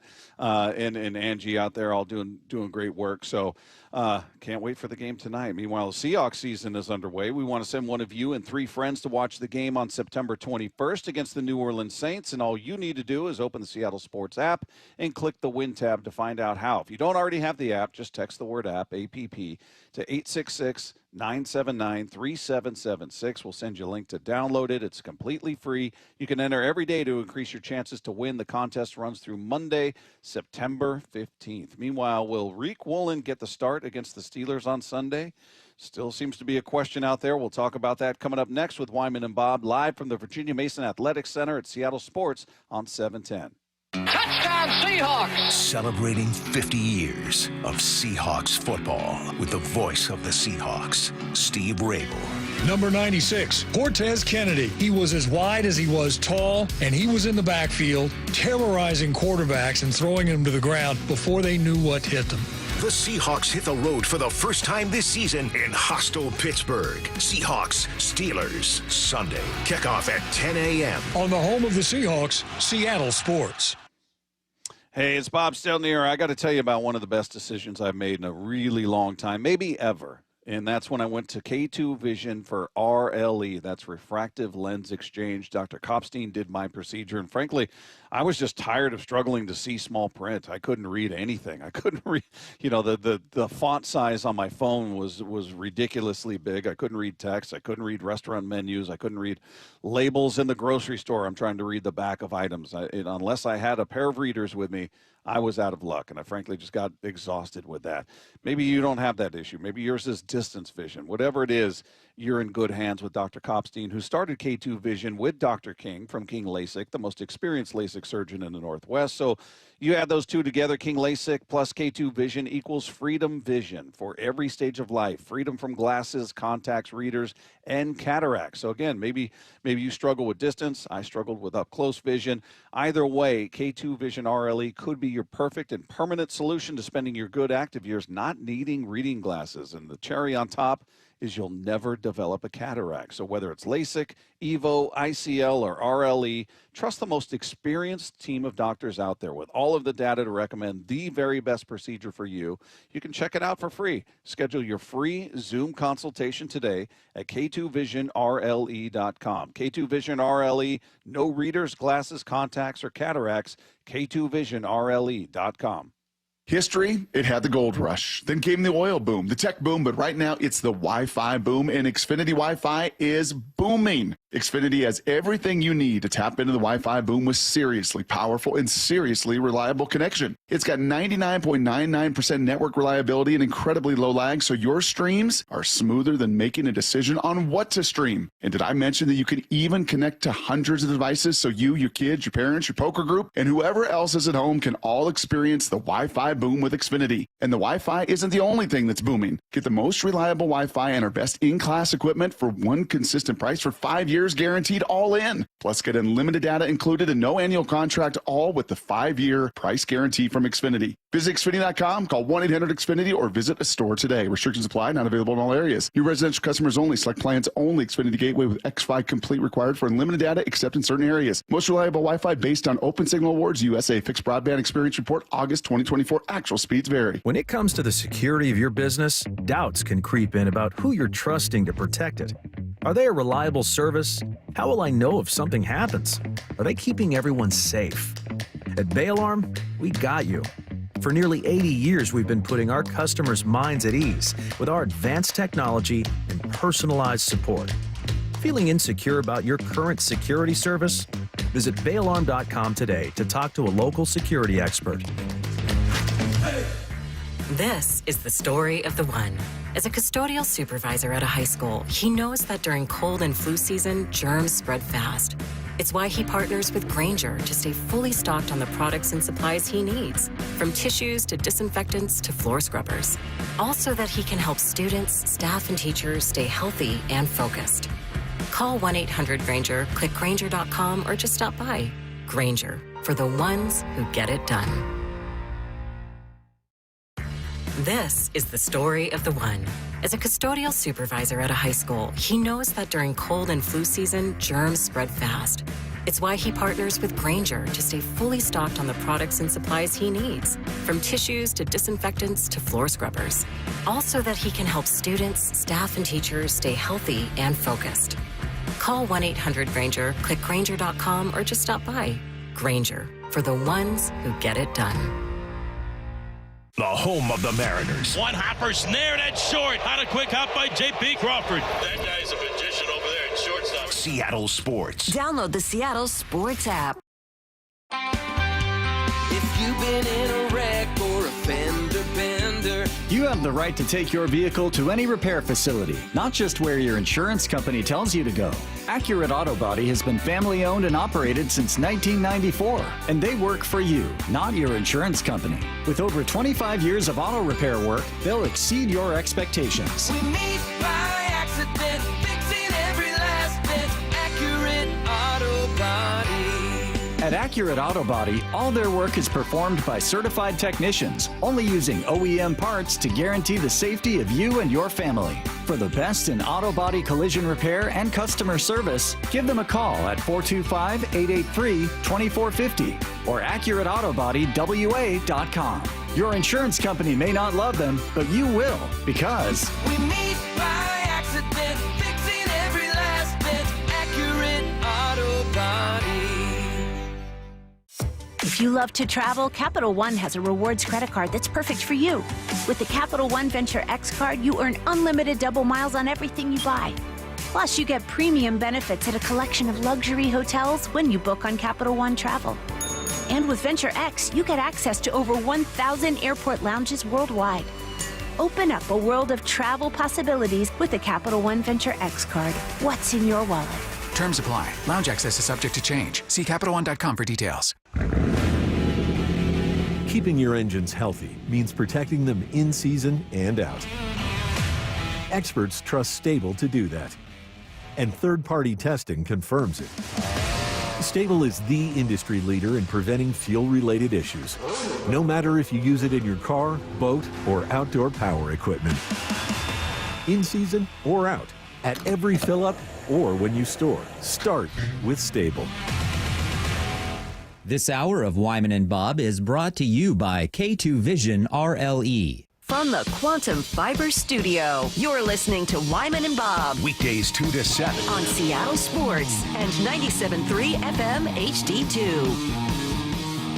Our thanks to Aaron Goldsmith, who joined us in the previous segment. In case you guys are just tuning in and missed that conversation, always great stuff with Aaron. So I highly recommend checking that out on the podcast page after the show at seattlesports.com. Just click the podcast tab, scroll down to our picture, click on that, and anything you missed during the day is waiting for you after the show each and every day right there. And it's totally free, and it just shows up for you. It's a beautiful thing. You never have to do another thing after you click that subscribe button. That comment is hilarious. There's a button for that. Oh, yeah. I don't know how many of our listeners heard that last night. It was so subtle. You just heard you just hear the throat clear in the mic, and then just there's a button for that. Then Valley said something. Sorry, I'm just excited, or what? I can't remember what he said, but it was just very funny. Very, very good timing on the part of Aaron Goldsmith. Meanwhile, Seahawks getting ready to take on the Pittsburgh Steelers' first road game of the season. They go up against Aaron Rodgers. They go up against DK Metcalf. So defense is going to be on display out there. We're going to be all eyes focused on this defense and how they handle that. And I'm wondering who we're going to see on defense. We talked about this cut yesterday. For those of you that didn't see this or didn't hear this, I should say, yesterday, Mike McDonald was asked if Reek Woolen was going to get the start this week. Here's what he said. Is Reek going to start this week? We'll see. We'll see. We'll see. And then just one other note, the Seahawks signed cornerback Shaq Griffin to their 53-man roster from the practice squad today. Receiver Cody White was released to make room on the 53-man roster because White is not subject to waivers. As a vested veteran, he was immediately signed to the practice squad. Right. So I don't know if there's correlation there. They call up Shaq Griffin to potentially start in that spot, or maybe be depth. Josh Jobe would maybe get that start, and Shaq would be I don't know what's going to happen, but it's when when we're looking at this, the potential of that, we'll play some other cuts here from Mike McDonald, but does that feel like, as bad as it was, I'm not even close to making an excuse for Reek. That drive was, I mean, it cost him the game, ultimately. Is it a bit of an early trigger if he's pulling it this quick after one game, if that's how it goes? Or do you like that he's that decisive after one game, saying, you know what, if we're making a change? If it's a quick trigger, I mean, I don't think it is for him. I mean, I think he has a different standard. And, you know, like I said earlier, there's, you know, it's just kind of a very general portrayal of Mike McDonald. But whereas other coaches, you know, let's say 6 plays, you screw up and they're like, okay. I think with Mike, it's like 2, you know, and that's what he had on those 2. Now, maybe he did some other things that were different. That's the one thing we don't see, you know, every once in a while. You know, you hear, oh, well, he made too many mistakes. So you're watching a guy and you're like, oh, okay, he dropped to the zone there. Well, it's the wrong one. The other guy adjusted off of him, and that happens all the time. So if those kinds of things are going on as well, yeah, I can see why he would have the short leash. It's a really important position. I mean, in corner, you're on blast, man. Everybody sees it, you know, especially if you have man-to-man coverage. And, you know, and those two catches were, you know, on him. I mean, Mike did say that he thought he attacked the ball and the one that was the touchdown. And so just, you know, and maybe he did, and maybe all the things that he did on that play is all you can do. The other guy just won. But the other one just seemed like it was so it was like there were 2 different plays. The point to where he read the out and up, and then the finish part. You know, it was like they were totally different things because he was all over it. That'll probably be one of the more head scratching plays that I will have seen at the end of the year, because I mean, I think that he is one of those guys, and I don't think it's unnecessarily quick that he's pulling the trigger on, you know, benching a player, but that's just how he is. Yeah, it's the way he coaches, and he's had some success with that. Yeah, I have to say, when he has done it, it's worked out. But we're one game into the season. I'm like, all right, is that again? Not excusing it, not defending it in any way. It was awful, and maybe he's seeing things in practice that led to that. Well, if it's practice, and you know, okay, this has been going on for a long time. This guy needs a wake up call. Yeah, here he is just talking about, you know, a similar situation from last year and the need to handle this whole situation with Woolen with respect. We had a similar situation last year, and look, every person we've had a conversation about what their role is going to be and things like that. One, I mean, you need to operate like that as a coaching staff, keep it real with them. But they've been tremendous, you know. Tell them with love, tell them the truth, and let's go to work. Yeah, just to the point. He's not pulling any punches. And that's what players want. Yeah, just want the truth. One more here. This from Adam Amin. Just talk about that comment. His thoughts on McDonald saying, "We'll see." When asked about Woolen starting. I think the desire and even ability to be able to send a message goes a long way. We had, I want to say it was the Minnesota game late in the year, and, you know, Reek Woolen was off the field for the first series of what ended up being and what was a crucial game for both teams in the middle of a playoff chase. And he came into the game later, but I think Mike is very... or at least is trying to become very established in his attitude, in how he wants his program to be run, how he wants guys to kind of fit into it. Pretty sure it was the Arizona game, but you know, to his point, because I think, didn't Trey Brown like number 1 lineup off sides? Yep. And then he got beat for a touchdown. Yes. Yeah. Okay. So that's how that went. But yeah, I mean, that's, you know, I think everybody gets that, and Mike is just that kind of way. Like I've always said, like he's one of those guys that can be very abrupt, and you know, he's going to tell you exactly how it is, but he does it in a way where he's not being a jerk about it. Right. He's just very straightforward and matter of fact. Well, we'll keep our eye on that. Meanwhile, Hawks Live is back, and you can join Michael Bumpus and Ray Roberts tonight starting at 7 p.m. at Bellevue Square Center Court for a live broadcast and a preview of this week's game versus the Steelers, plus a visit from Seahawks receiver Torrey Horton. That's tonight at 7 p.m., Bellevue Square Center Court. You can learn more at seattlesports.com/events.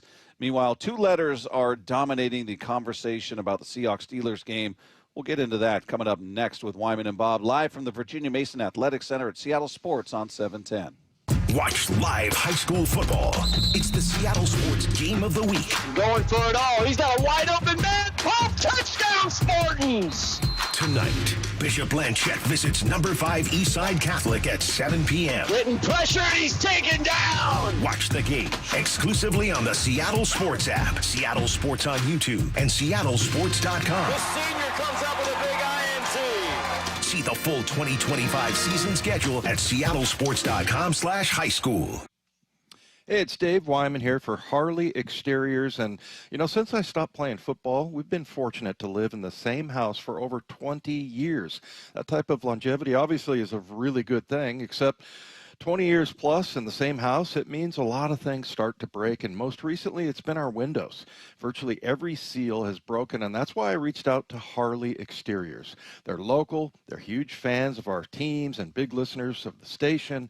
But better yet, they have the best product. Olympic Series windows offered exclusively through Harley Exteriors are manufactured right here in Washington and designed for Pacific Northwest homes and climate. This means cooler in the summer, warmer in the winter. And because we celebrate the start of football season around here, I talked with the guys at Harley Exteriors, and they're offering no interest and no payments for an entire year. Also, if you buy one window, you get the second one 40% off. And you can also take another $200 off your entire project. So really a great deal. And to get a hold of them, call 833-HARLEY. That's 8333-HARLEY, or just go to harleyexteriors.com. Do Crohn's disease or ulcerative colitis symptoms keep coming back? Tremfya, guselkumab, may help, with rapid remission achieved at 12 weeks and lasting clinical remission at 1 year.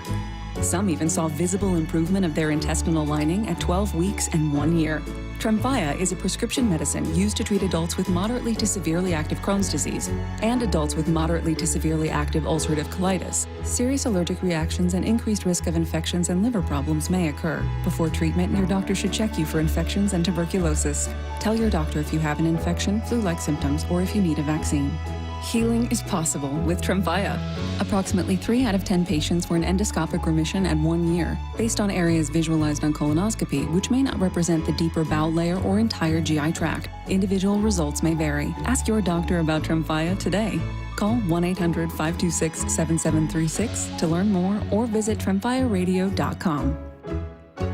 Well, I'm here with my good buddy, Dr. Dan Nelson from Eastside Pain and Regenerative Medicine. And you've heard from Dr. Dan's patients over the years how a simple stem cell procedure has successfully conquered their pain. Well, folks, now it's my turn. After years of dealing with knee pain from all the football abuse, I can say my knee pain now is almost 100% gone. How'd you do it, Dr. Dan? Well, Brock, personally, I'm very happy that you did so well. And your story is like so many of our other patients who come in, former athletes and non-athletes as well, who have come in with chronic knee pain, and they are looking for alternatives besides knee replacement surgery. And we're happy to provide this service. It's been truly a game changer for so many folks. It's just been a pleasure to be part of this. Consider Dr. Nelson, the only doctor with over 30 years of experience in pain medicine techniques, including stem cell therapy. I was in and out with a couple of follow-ups. It's a non-surgical solution to pain using your own stem cells. Consider stem cell therapy with Dr. Daniel Nelson, MD at 425-823-4000 or visit danielnelsonmd.com. That's danielnelsonmd.com.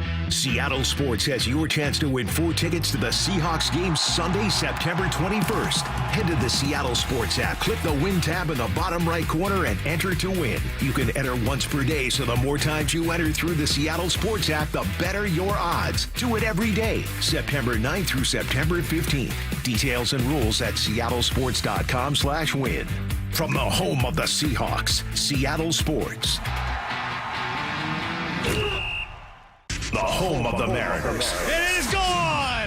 Cal Raleigh, 2-run home run! Hear every pitch on 710 and the Seattle Sports app. Imagine finding your dream home and moving in right away. No waiting to sell your old place first. Sounds perfect, right? That's exactly what Orchard's Move First, Sell Later program lets you do. Buy your new home now and sell the old one later. Here's how it works. Orchard gives you cash so you can buy and move into your new home first, on your timeline. No waiting, no showings, no double moves. Then the Orchard experts take it from there. They handle repairs on your old home for you so you attract the right buyers. Once they're done, a local Orchard agent lists and sells your home for top dollar. Orchard's Move First program gives you the freedom to buy and move into your new home first and sell your old home later. Buy before you sell and get top dollar for your home with Orchard. Ready to find out how much your home is worth? Visit Orchard.com to get your free home valuation. That's Orchard.com. I have a handful of stories that really affected me personally in my career and how I handled employees. Lee Johnson, coming out of his office as a customer, asked me where the service department is. I was like, yeah, go to the end of the hall, go up the stairs, go across the breezeway, open a door, go to the left, you want Chevy, go to the right, you want Mazda, because I didn't even have enough time to say, hey, what kind of car do you have? Here comes Lee, and it's like, oh, ma'am, come with me, let me show you. And then have him come back and not dress me down is just almost like with that fatherly disappointment of like, hey, that's not how we take care of people. I mean, the right way is to walk her down to the stairs, walk her up the stairs, open the door for her, go over, across the way, open up that door, introduce her to somebody. So she's comfortable, she's made it to the right place, and that we value the business. What you did was you made it seem like she was an inconvenience to you. Customers are the purpose of our day. The LJ Way is the Lee Johnson Auto family. From the Quantum Fiber Studio, you're listening to Wyman and Bob. Weekdays 2 to 7. On Seattle Sports and 97.3 FM HD2. Text line is there for you at 866-979-3776. We are live at the Virginia Mason Athletic Center with Wyman and Bob, having some fun with our guys back in the studio during the break there. I wonder if any of our texters would get this. So we have Ian, and we call him Ian. Yeah, where does that come from? He's like, he doesn't know where that comes from. well, I like that he said, when you asked, do you know what that means? He goes, no, can you explain it to Matt? Because I don't really know what it means. Like, Matt's the one who's the problem. Ian doesn't, there's a show that we take that from, and somebody says, oh, hi, Ian. And they said, no, it's Ian. Ian. No, Ian. So. 866-979-3776. Text it in if you know. And Ian making it clear, anything that took place pre-2000, he's got no clue as to what it could possibly be. So that informs us on your musical taste if you're not listening to anything pre-2000. My goodness. Meanwhile, did you notice what Matt did there with the T's? 2 letters are dominating the conversation about the Seahawks-Steelers game. Those 2 letters, D and K. Oh, wow. Pretty good. Pretty good, right? You get it? You get it? And we were talking about the idea, DK going out of his way to say, hey, it's just another game to me. And even his head coach went, okay, come on. He's like, he may say something publicly, but come on, man. He was asked if he's heard from any of his former teammates and any of his former coaches in this game that's just like any other. You heard from any former teammates or coaches yet this week? You steady trying to make this about them, cuz. No, I ain't heard from nobody. Come on, he can't act surprised that anybody's going to come to him and go, hey, man, your first time playing your former team that drafted you, gave you a chance. You've been there for a number of years. Right. How you feel? I mean, it's an obvious question. I don't think anybody's trying to get a gotcha moment here. This is a unique situation. It'll be the first time he faces his former team. It seems like a pretty standard, obvious question to ask. Do you remember me showing you that picture of Ray Roberts slapping the ball out of my hand? Oh, yeah. Or, not a picture, but it was actually a video. Yeah.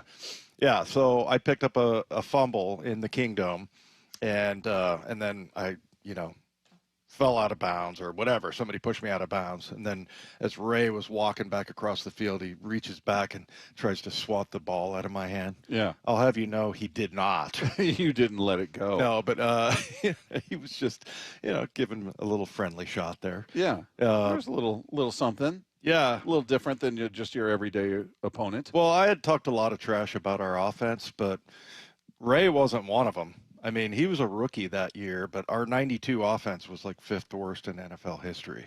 So, do you think he thought you were talking about him, though? Yeah, probably. So, I wasn't talking to you. Yeah, I wasn't talking about you. Yeah, there was a couple of guys. But, I mean, he was a rookie, so what are you going to do?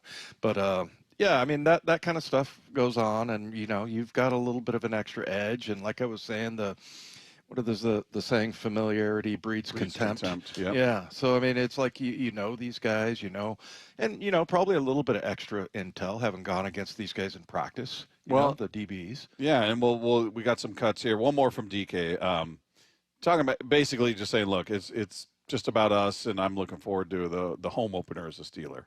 Well, it's about us at the end of the day. Looking forward to playing in front of the Pittsburgh Steelers fans. It's going to be my first time back here in a couple years, so just looking forward to the excitement of the first home game.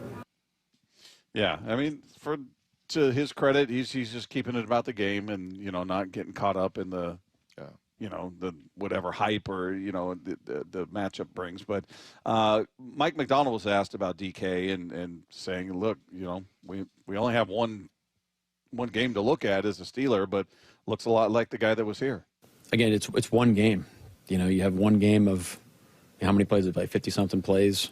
The things that he does well are the things that they're doing with him, which is great. It's runaways, it's outside lane throws, all the routes that he runs really well. He's running those routes. I mean, frankly, it's similar to the stuff we were doing with him last year. Yeah, I mean, we got to be ready for everything, right? I mean, they're allowed to put him anywhere they want, and he's allowed to run any route that they got called for him. He's allowed. He's allowed. You heard it. Yeah. I saw him Cal turn. agrees with him, too. Yeah. I saw him turn like a 5-yard slant into like a 30-yard run. And watching him run is so impressive. Yeah.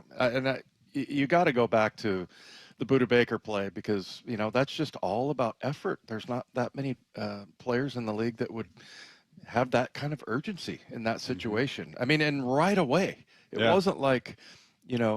he hesitated for a second. So, and I'm talking about when he ran Buda Baker down on the interception that he was clearly going to return for a touchdown. And also, I like to point out our defense got a stop there, and then we drove 97 yards, or maybe there was a penalty or something, 90 yards, and scored a touchdown. So it was a totally instrumental play.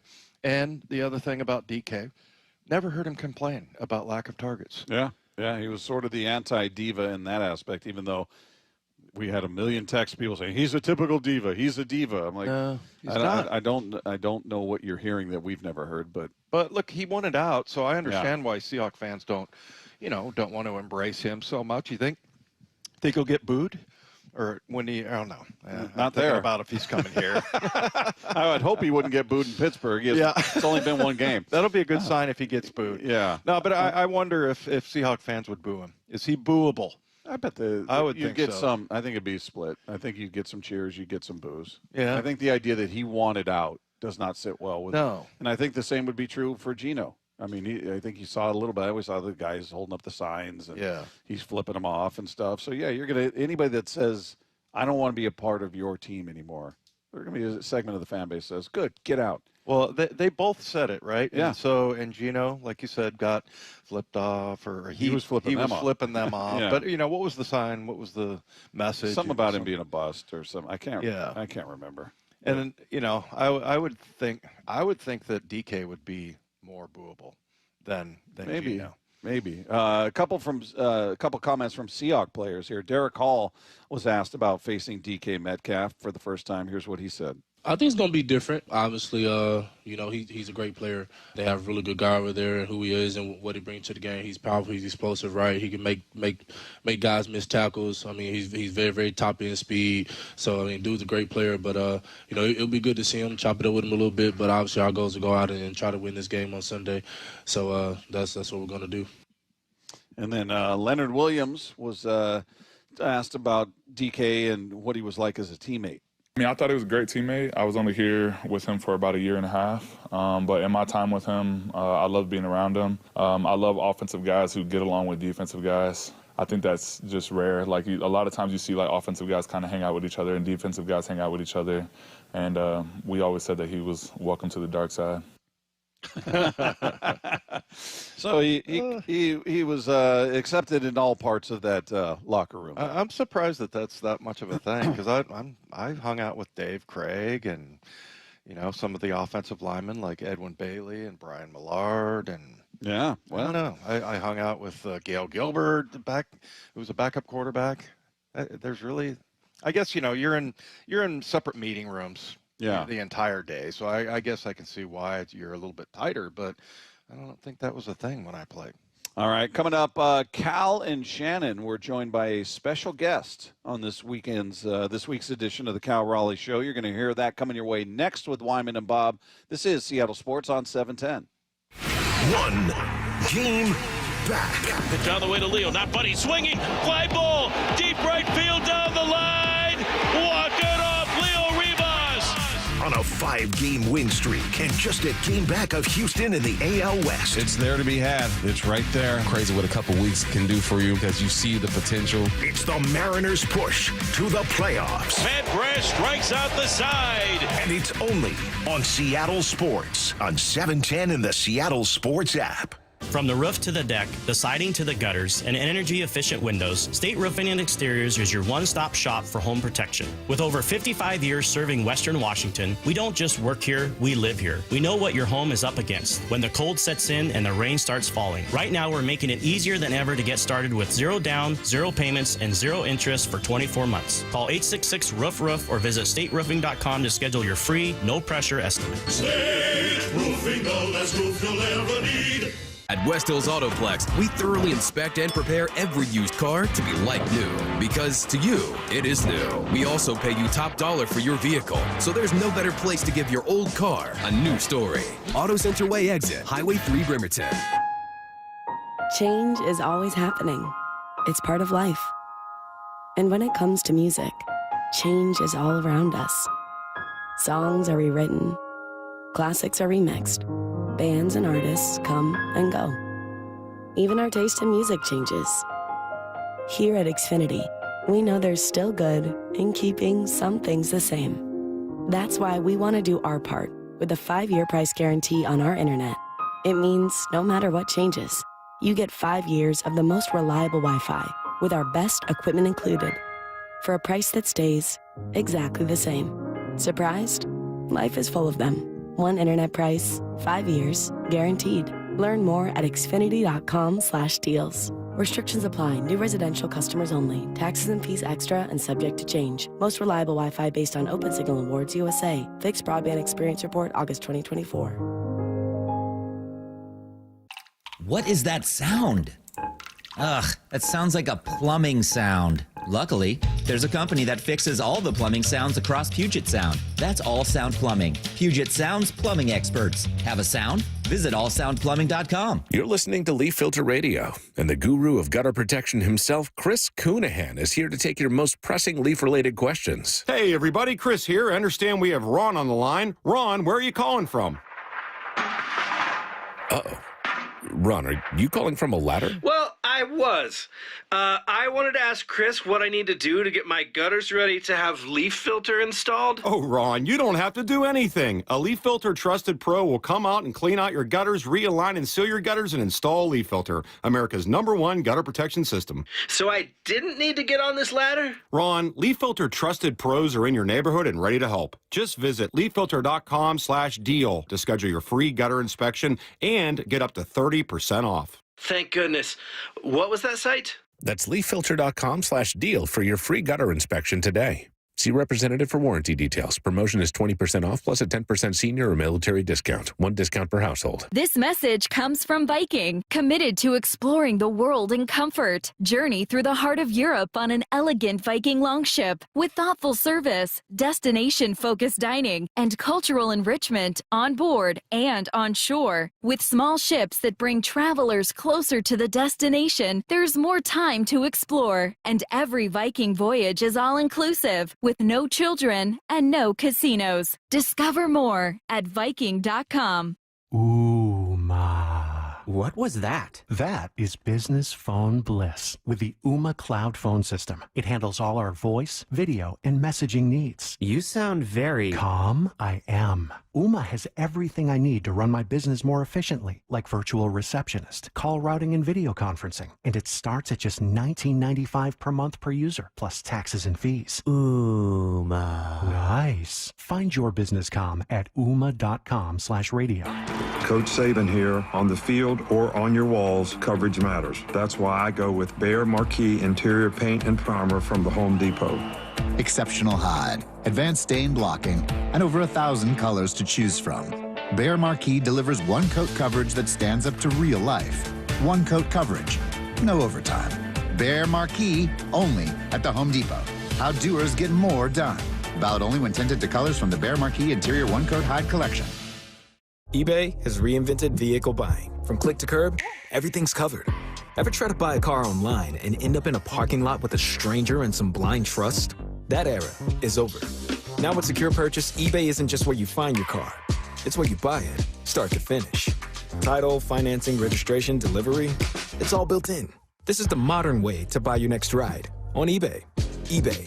Things people love. Secure Purchase is powered by Caramel Dealer Services, LLC, an eBay subsidiary. Let's go! This is Seattle Sports. Streaming through the Seattle Sports app. KIRO AM Seattle. KIRO FM HD2 Tacoma. Home of the Seahawks, Mariners, and everything Seattle sports. Seattle Sports Snapshot. Well, it took 13 innings, but the Mariners got it done last night. They complete the sweep of the St. Louis Cardinals. The homestand off to a great start. They welcome the Los Angeles Angels of Anaheim to Seattle for a 4-game series that begins tonight. They'll send Bryce Miller to the hill. He faces off against Jose Soriano. You can catch it all starting at 5:30 with the pregame show, 6:40 first pitch right here, Seattle Sports on 710. Meanwhile, other games that have wrapped for the day. Orioles beat the Pirates 3-2. It was the White Sox beating the Rays 5-1 in the game we're all concerned with. The Blue Jays shut out the Astros 6-0. So that means your Seattle Mariners are just half game back in the AL West. They win tonight. They're tied for first. Snapshot, brought to you by Miller Lite. When it's game time, it's Miller time. This hour is serviced by the Lee Johnson Auto family.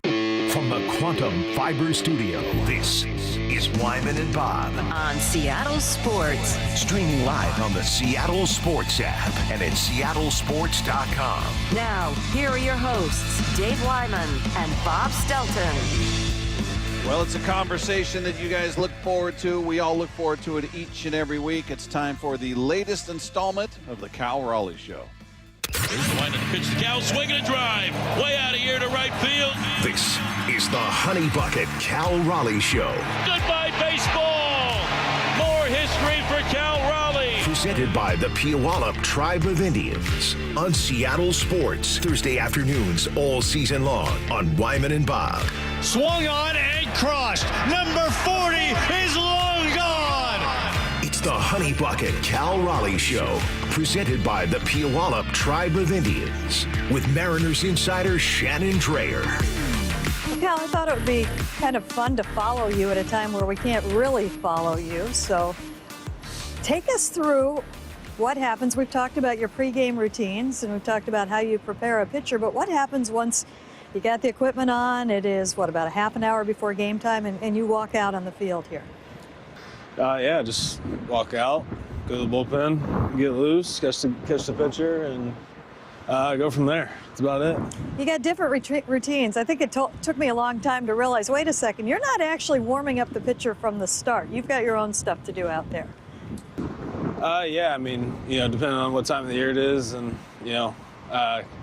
put some balls in the machine, catch them, block them, footwork, and throw, stretch, and then warm up the pitcher. So.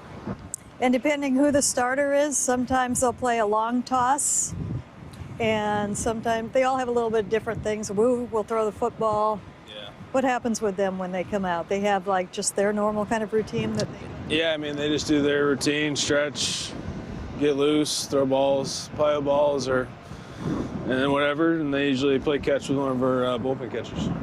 And Champ is kind of the champ of the bullpen. He's the long toss guy, do I understand? Every guy's different. So Champ throws with Woo, Logan, and Woody throws with George, our pitching coach, and then Luis throws with Fleming. Okay. And then who's our fifth? Bryce. Bryce throws with Woody as well. Okay. So Woody's got 2 guys, Champ has 2 guys, and Fleming has 1 guy. So 3 different. Who's got the most unique routine? Most unique routine. I mean, Bryce definitely has the furthest long toss routine. So he definitely throws really, I mean, he gets way out there, takes a lot longer than everybody else. Logan's, I'd say, is the most, you know, I guess, like you said, unique. He does like a lot of plyo balls, and he takes a long time to get loose. Not as much throwing, more so just, you know, getting loose and you know, his stretches and his heavy ball set. So it's kind of interesting. How locked in are they when they're doing that? How approachable are they to you? I mean, obviously you have to talk to them, but what do you see in them from the time that they hit the, you know, walk into the clubhouse to when they get out here to start getting ready? I mean, I just let them do their thing. You know, I don't get in their way. You know, it's game time, so you know you got to have that kind of switch. You know, when you come out on the field, and you know, as you know, the time's ticking down. You know, it's time to get ready. So you don't really want to mess with anybody, or just let them do their thing, get loose, and go from there. Let's head to the bullpen a little bit, and this is where the work really gets underway in earnest as far as getting ready. What do you look for when a starter is throwing to you in the bullpen before a start? I don't really look for anything. I mean, I've just learned over time that there's no, you know, you can throw the best bullpen in the world and you can go out and stink, and then you can throw the worst bullpen in the world and go out and be great that day. So I don't put a lot of stock into it. It's kind of like BP. You know, if they throw the ball, great, awesome, then keep doing it. If you throw it bad, then be better. But I don't, like I said, I don't put a lot of stock into it. It's just warm-ups. You know, guys are getting loose. It is what it is. You know, you take it, and it's really more just about, you know, getting your body ready, trying to sync up, get your body in rhythm for game time. So, like I said, I've seen it both ways. When they're really good, they pitch bad. When they're really bad, they pitch well. Sometimes when they throw good, they throw good. And sometimes when they throw bad, they throw bad. So there's really no rhyme or certain recipe for, you know, warming up in the bullpen and guys, you know, correlating to their success. So obviously it's important to have a good routine and good kind of consistent approach to throwing bullpens. That way you're, you know, doing the same thing every time and you can get more consistent results. So, but, you know, you try to help them, you know, if they're, you know, not landing something or missing arm side a little bit, maybe just tweak it a little bit, but it's not really time to go in there and mess around with too much stuff. When Logan had his record-setting day a few starts ago, you said you kind of saw something in that bullpen. Is that more of a kind of mindset at that point? No, I mean, yeah, his mindset was in a good spot, but to me, it just looked like he's doing a really good job of getting on top of his pitches. His stuff looked sharp, looked crisp in the bullpen. Like I said, getting on top of his pitches, really working downhill. So, yeah, it just looked like he was clicking and it was coming out of his hand the right way. When you guys walk back across the field, is there any talking? Not really. Not really. It's just like we're getting ready. Let's go. Sometimes, I mean, but yeah, I mean, there's nothing really to say. I mean, everybody knows what needs to be done. So. And that's the total lock-in from both sides. Then I would imagine that's your game. Yeah. Your game face.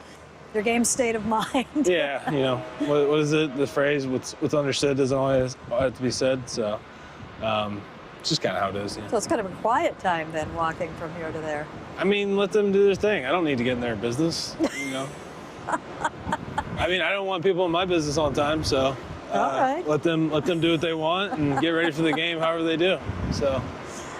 Was there anybody that when you first came up that you kind of learned a lot from in that regard as far as their preparation and the game day, or Was it all just kind of a continuation of what you had done to that point? No, I mean, I'd say just the game day itself, approaching hitters and scouting reports was all new, just because in the minor leagues, you just don't get that information. You know, it's more about developing the pitcher and focusing on him rather than, going attacking certain guys and what you need to do location-wise and pitch-wise. So I'd say that was the biggest thing, in the minor leagues, it's a combination of, you want to go out and win and pitch well, but you also want to develop. And so, there's just things boxes you have to check in the minor leagues versus, in the big leagues, it's all about winning. So it doesn't matter about checking boxes or how you get it done. It's all about just doing it and going out and getting the best out of those guys that night. Let's go ahead and go take a look inside the bullpen for those who haven't seen it. Where's the door? How do we do it? It's over here. Usually it's open for me, so I don't know. Is that it? Yeah, it's right here. Right here? Yeah, usually it's open, so. Okay. Where's the door? Okay, so we see this from the above. Yeah. We come up this way. Hey! What's up, man? Look at this guy. What's going on? Gabe's Not fired. too much, just hanging out in my second home. Right here. How you doing? What's up, brother? Are you mic'd up too? Oh, yeah. Let's go. Let's go. We're What a doing surprise. this together. Yeah. You need to ask this guy questions. You don't need to ask me any more Well, questions. maybe you need to ask some questions. You mentioned wanting to interview someone once, and the first thing I want to say, everybody has a handshake or a fist bump or something like that. Is that Most people, yeah. most people? Mm-hmm. And you have to know all of them because you go through that line. When Everybody, you come back in? everybody has usually something to do with everybody, so. Yeah. Ours is, I call him Big Drip. He calls me Little Drip. I don't know this backstory. It kind of started 2 years ago when I first got here. And so he drips into my bucket and I drip into his bucket. That's kind of our handshake. But yeah, it's kind of random. I don't know how it started. Yeah. It's kind of weird. Yeah. It seems like it's a lot to know because we watch you guys when you come back to the dugout or when you go out or after a win. There's something different for absolutely. Do you ever get crossed up? No, you know every single one. You guys have got that down. Yeah. Who's got the most unique? Although that's very unique. Big Drip and Little Drip is pretty unique. I'd say our third base coach, Negron, has the most unique handshakes. Would you say that? Yeah, he's very in-depth. Yeah. When you don't have to play every day, you usually got a lot of time on your hands, so you can make up a lot of crazy handshakes. Yeah. So. It's fantastic. Coaches have a lot of good ones. Yeah. It's fantastic. Yeah. So, Gabe, we see you. You've got the mustache. You're the original mustache guy. You're on board. Things are good that have happened. I mean, are you proud of everybody kind of coming over to? Yeah, I'm glad to be deemed the original, but honestly, that's Brash is the one who came in. That's right. I saw him and Woody too, and I was like, all right, I'll do it too. And then everyone kind of started doing it, and now we're playing good, so we're keeping them rolling. It's the new thing, mustache club. Looked like Gino probably got close to one yesterday. Yeah. Not fully committed to it, but he got close. Maybe. Yeah. It takes time. It takes time. All right. Cal, what do you like about what he does on the mound? I like a lot of it, honestly. I mean, he does a great job. I think with him, it's just every day, he's the same guy coming into the game, and, he's not worried about mechanics. He's not worried about, going in there and trying to, be fine or finesse. He's going in there to get the batter out and to get 3 outs and help the team out, and he's the same guy every time. So it's fun when you got a bullpen like that. Guys that aren't worried too much about themselves or fighting internal problems. They're out there just get hitters out and help the team win, and it keeps it simple and it makes my job a lot easier. What's it like to throw to Cal? Well, I think the Platinum Glove speaks for itself. It's easy to work with. I feel like we're on the same page almost 100% of the time, and it's easy when you have a guy back there that you're on the same page with. I rarely shake Cal. He steals strikes for me. He throws guys out for me. He blocks balls for me. Does it all, really. And it's just nice. I think the biggest thing, like I said, is just being on the same page and trusting what he's putting down and really just going out and executing it the best I can. Got a question for Gabe? Oh, no. I mean, I don't know. I mean, people probably want to know what goes on down here, during the game or, maybe the early innings. Because, obviously we know what happens in the late innings, but I guess the early innings is when you guys are kind of, sitting and talking and, I'd say people probably want to know that. Yeah, I mean, this team is blessed with an unbelievable starting rotation. So we get a lot of time to kind of hang out and just enjoy the game. Lots of it's just kind of messing around, having a good time. And then, once the starter kind of gets around 60, 70 pitches, everyone, you'll see everyone start stretching, putting on their red hot, maybe taking some Advil. It is September, so that, that's more prevalent now than it was. But really just having a good time until that like fourth, fifth inning. And then everyone kind of locks in and gets ready to do their job. And I'd say that's kind of the gist of it. Some of the conversations, aren't appropriate for this video you guys are making Got here. a lot of time. but we're having a good time out there, really. And like I said, it's such a good thing to have such a great starting rotation that we really just get to relax until that pitch count gets up, and then we all start getting ready. Cal, have you ever, like at the end of the season, come sit out here or had an opportunity to come sit out here? I've heard of some guys doing that before. No. I guess early in 22, we only had one bullpen catcher. I don't know why. But they were sending the guy who wasn't.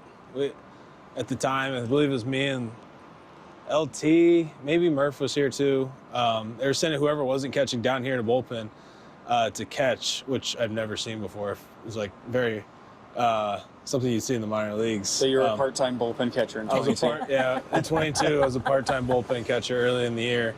And I remember coming down. I had to come down here mid-game with all my gear.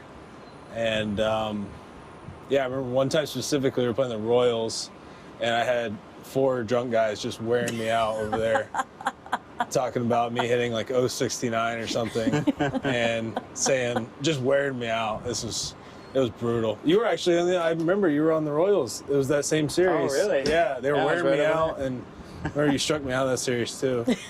But I've been down here a little bit. Highlight of my career, by the way. Striking out Cal Raleigh. So, it's crazy. Either of you remember the sequence? I remember I got him on a back foot slider. I think 3-2 slider, yeah. Yeah, I think I was throwing fastballs and he kept fouling them off, and then I got him with a slider. Yeah, it was a good one. It was a good pitch. 2-2 slider got me. I thought I was going to get a heater. I was way out in front. It was definitely a chase. I chased it too, so it's a good pitch. Who has a better memory of these? I mean, I hear hitters talk about at-bats, and I hear pitchers talk about, people they faced weeks and years ago, and they can recall anything from the last game. He was good. I remember when I first got here in spring training in 23, I went to introduce myself to Cal, and he's like, first thing he said to me is, you struck me out. Like, he remembered it immediately. I remember I didn't want to bring it up, but he brought it up right away. So, but yeah, I mean, for me, the big name guys, you remember, for me, but yeah. Yeah, you don't forget. I mean, yeah. There's, baseball players have, they don't forget things. So you usually remember guys you have success against, and guys you don't. So it sticks out in your head. Yeah. So the Kansas City series will be interesting for both of you. You've been back a couple times, but you go back, and then Sal Perez is going to be there, and you gonna have a word with him, or you gonna? I mean, I love talking to Salvi. So he's a nice guy. He got to play with him, so it's pretty cool. I'm sure I'll have we'll get to talk a little bit.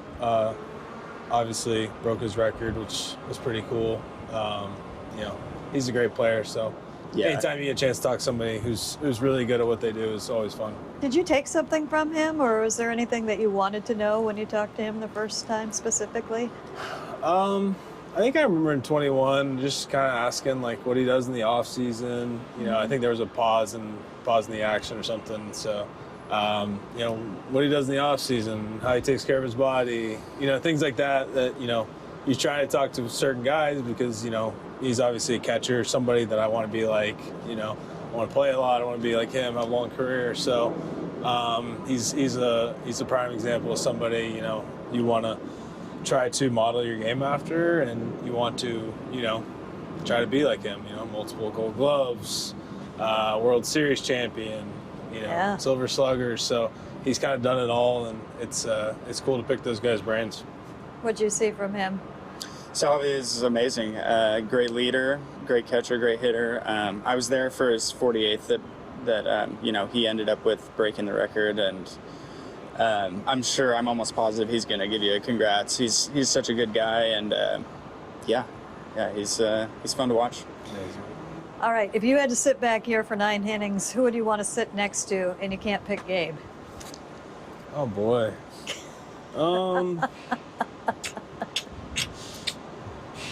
Can't pick Gabe. I don't know. It'd be kind of interesting to talk to a lot of the guys. I wish that I could speak Spanish so I could talk to some of those guys, but I wouldn't understand what they're saying. So I would just kind of be in the dark there. I'd probably, you know, I don't know. I like the bullpen catchers a lot. Maybe talk to Brash a little bit. I'd stay far away from the fans because all they do is ask for balls, and it's. I mean, how many times do you think you get asked per game for a ball? Per day? How many? On average? Over 50 times. Yeah, so. Yeah. You need to start playing the quarter game, and nobody carries quarters anymore. So. Yeah, especially when you're warming up right here. They're just all leaning over, it's such a great balls. bullpen because of, you know, nobody really has access to it like this, and like it is a really pretty awesome bullpen, but like fans, I mean, people are ruthless asking for balls all the time. It's just like, I can't give everybody a ball. So I wish more people could understand that. Yeah, you give one away and then you're done for. Yeah, you can't. Yeah. It's almost like you can't even give one away. So then Randy might get mad at you. Well, it's different when you're out there because you're not dealing. You're so far away from everybody. When you're on top here, they're literally on top of you. They're yelling at you from 2 feet away. And I can't give everyone a ball. I'm sorry. How about a smile? Yeah. I don't want you know what Pete Woodworth does, don't you? No, At the end of every series, or it's at the end of every homestand or every series, probably every homestand, last game, he takes a bag of balls out there and he throws it to all the fans. Oh, wow. I didn't know that. Yeah, so, he's getting good points there. Yeah, I mean, it's a lot of baseballs. One of our bullpen catchers, Champ, he takes care of it. He's the ball thrower to all the fans, so kind of gives us a break from all of it. Well, I appreciate you guys coming out and telling some stories here and showing us the bullpen. Yeah, thanks for including me in the Superstar show. And a good memory, too. How about that? Yeah, nice surprise here today. All right. There you go, the latest installment of the Cal Raleigh Show. The Honey Bucket Cal Raleigh Show is presented by the Puyallup Tribe of Indians. Seahawks season is underway. We want to send one of you and 3 friends to watch the game on September 21st against the New Orleans Saints. All you need to do is open the Seattle Sports app and click the Win tab to find out how. If you don't already have the app, here's what you do. Just text the word app, APP, to 866-979-3776. We'll send you a link to download it. It's completely free. You can enter every day to increase your chances to win. The contest runs through Monday, September 15th. Meanwhile, Fox Sports' Adam Amin also gave his thoughts on the Seahawks Week 2 matchup against the Steelers this morning. We're going to hear what he had to say coming up next when we sweep the dial with Wyman and Bob at Seattle Sports on 710. Hawks Live. Presented by the Dining District at the Bellevue Collection. Tonight from 7 to 9 p.m. Live from Bellevue Square Center Court. Come on by and join hosts Michael Bumpus and Paul Moyer with this week's guest, Seahawks rookie receiver Torrey Horton. This should be fun. Hawks Live. Tonight from 7 to 9 p.m. Exclusively on the home of the Seahawks, Seattle Sports, on 710 and the Seattle Sports app. Since time immemorial, the Puyallup Tribe of Indians have lived on what is now called Puget Sound. The Puyallup Tribe is a sovereign nation of more than 6,000 members and one of the largest employers in Pierce County. Today, the Puyallup Tribe continues to serve its members and community with generosity and is committed to building a sustainable way of life for future generations. Learn more at puyalluptribe-nsn.gov. That's puyalluptribe-nsn.gov. Whether you're building a high-rise or hosting a family reunion, you need things to run smooth and clean. That's where Honey Bucket comes in. They deliver top-tier portable restrooms, hand-washing stations, storage containers, fencing, and much more for construction sites and special events of all sizes. Just ask Cal Raleigh, Big Dumper himself. He knows a clean setup when he sees one. Honey Bucket. Local, trusted by pros, preferred by party planners. Call today or visit honeybucket.com. Dave Wyman here, and since I stopped playing football, we've been fortunate to live in the same house for over 20 years. That type of longevity is a good thing, except 20 years in the same house means a lot of things start to break. Most recently, it's our windows. Virtually every seal has broken, and that's why I reached out to Harley Exteriors. They're local, they're huge fans of our teams, and big listeners to the station. Better yet, they have the best product. Olympic Series windows offered exclusively through Harley Exteriors are manufactured in Washington, designed for Pacific Northwest homes and climate. That means cooler in the summer and warmer in the winter. To celebrate the start of football season, the guys at Harley Exteriors are offering no interest and no payments for an entire year. Also, buy one window and get the second one 40% off. And take another $200 off your entire project. Call 833-HARLEY. That's 833-HARLEY. Or go to harleyexteriors.com. We meet by accident, fixing every last bit, Accurate Auto Body. If you've been in an auto accident, you have the right to take your vehicle to any repair facility. Accurate Auto Body has been family owned and operated since 1994, and they work for you, not your insurance company. Your insurance company may not love them, but you will, because We meet by accident, fixing every last bit, Accurate Auto Body. If you're 55 or older and into that whole saving money thing, T-Mobile has an exclusive phone and internet bundle just for you. Right now, get 2 unlimited phone lines plus 5G home internet for just $30 each per month with AutoPay, plus taxes and fees. And with 5G home internet, setup is easy with just one cord and no technician needed, which is great if you're also into that whole keeping it simple thing. Switch now and experience the best mobile network in the U.S. Visit your local store to start saving. T-Mobile, it's better over here. Based on analysis by Ookla Speed Test Intelligence data Q4 2024 to Q1 2025. Ookla trademarks used under license. Unlimited on our network. Customers on voice plan may notice speeds lower than other customers and further reduction if using more than 50 gigs a month due to data prioritization. Video streams and SD on this plan. Home internet pricing after $20 a monthly bill credit plus $5 per line without autopay. Debit or bank account required. See 5G device coverage and access details at T-Mobile.com. The home of the Mariners, Seattle Sports. Cal swinging a drive, deep to right field. Every pitch of every Mariners game is on the Seattle Sports app. When you own a business, it feels like everything's on you. Orders, deliveries, employees, on you. That's why Comcast Business is giving you a year of mobile on us with your internet service. Really? Yep.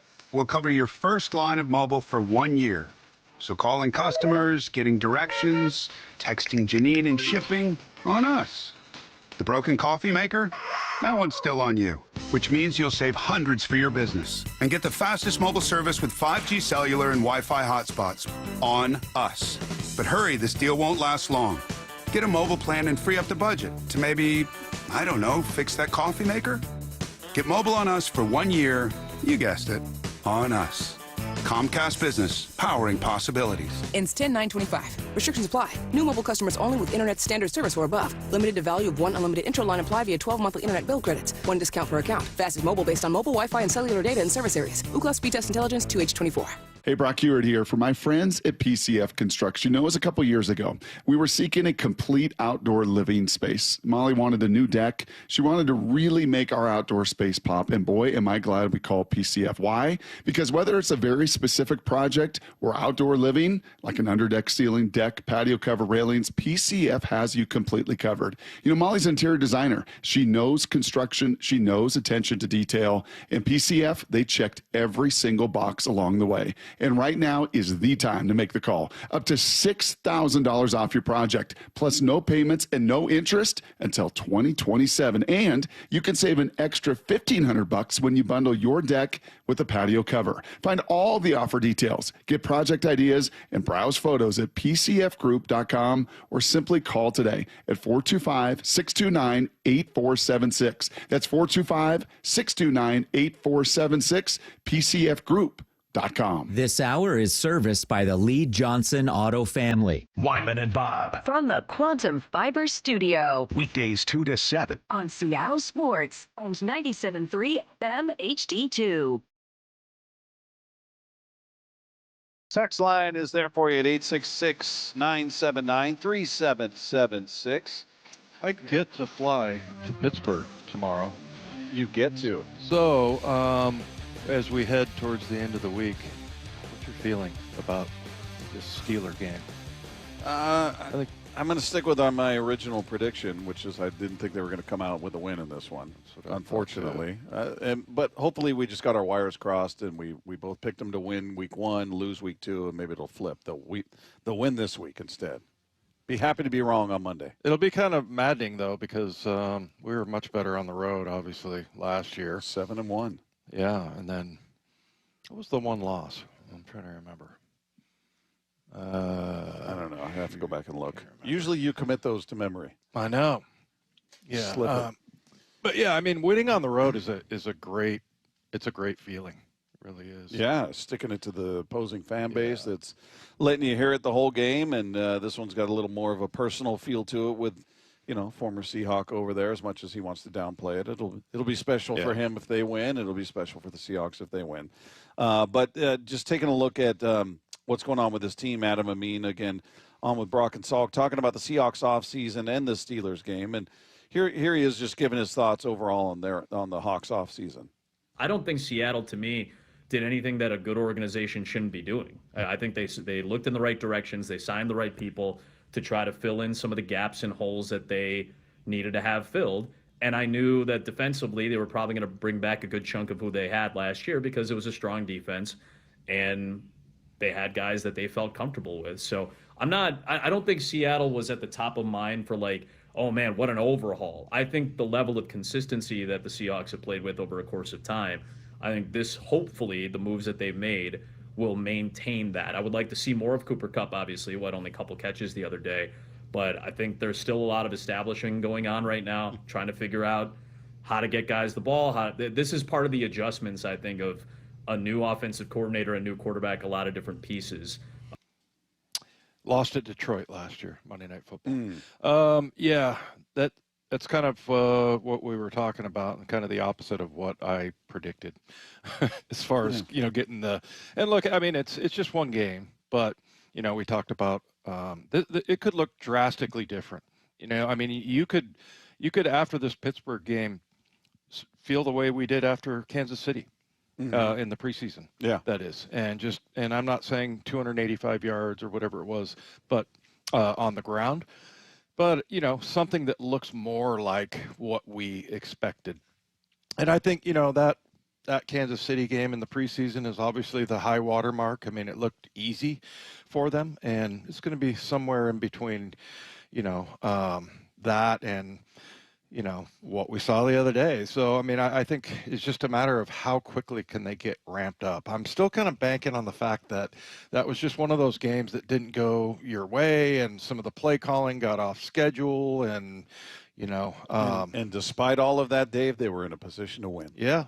They were, we're talking about this game like they got beat. They went out there and got handled. Yeah, but they were winning. They had that game. They had the lead, and it was that one drive that now you can talk about everything that led up to that. They could have done more offensively without question. Not excusing it or saying it wasn't bad, but despite all of the things we were talking about we didn't see, that was their game. Yeah, it was their game to win. And the unfortunate final drive, and then obviously, Abe Lucas getting shoved into Darnold, fumbling the ball, that's how it ends. But, I mean, for 3.5 quarters, that was your game. Well, I always listen to the post-game guys on the way home, and Moyer brought up something I probably say, every season, that a lot of these games, it comes down to 5 plays. Yeah. And that was just a Chuck Knox thing, but your quarterback, your tackle gets shoved into the quarterback, obviously. The biggest one. Then you have the 2 plays Reek Woolen had, I don't know what some of the other one, there was like a. Well, and then there's the Abe Lucas one.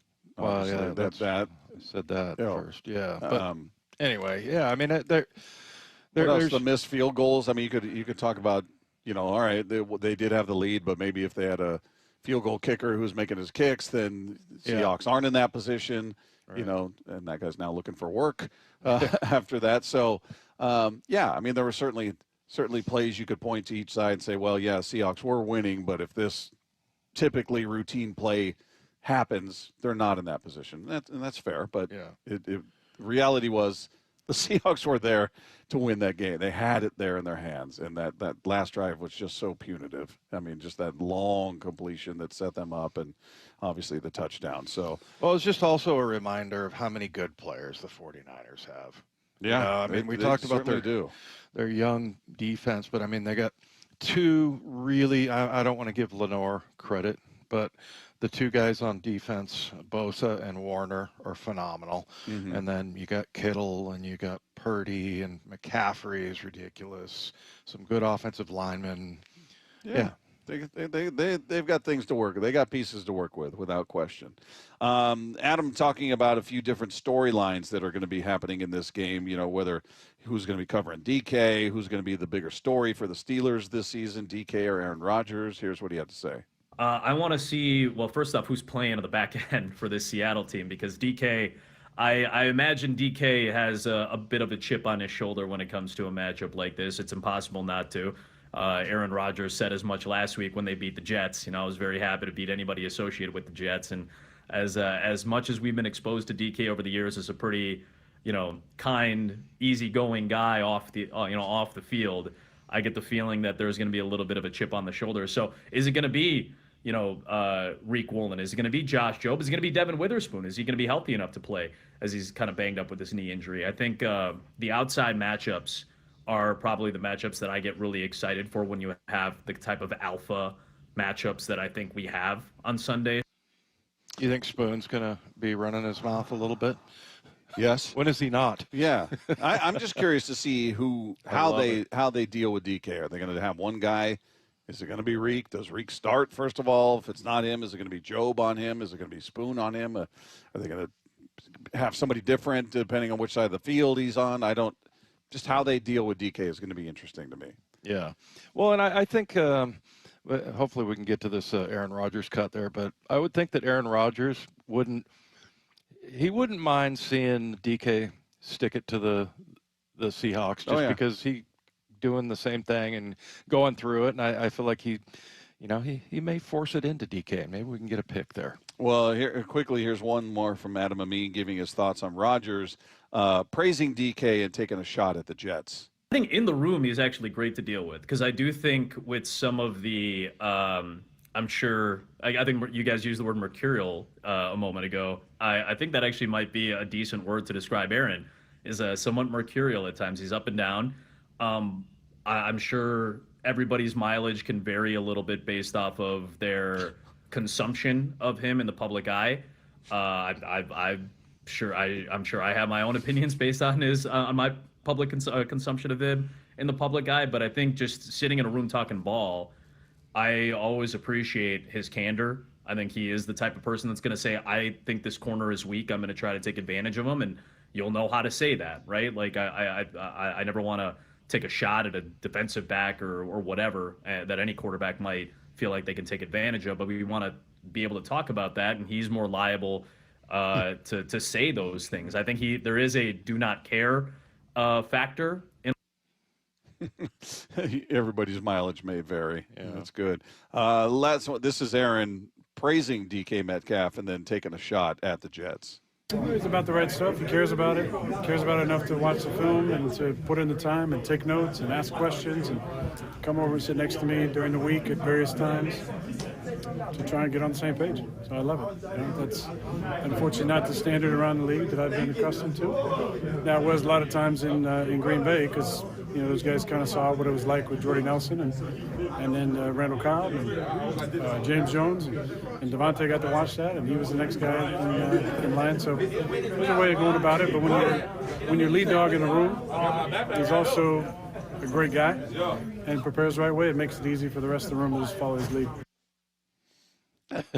pretty subtle shot, but yeah, he kind of narrowed it down for him. Yeah, it's like not the standard everywhere. Green Bay was really good though.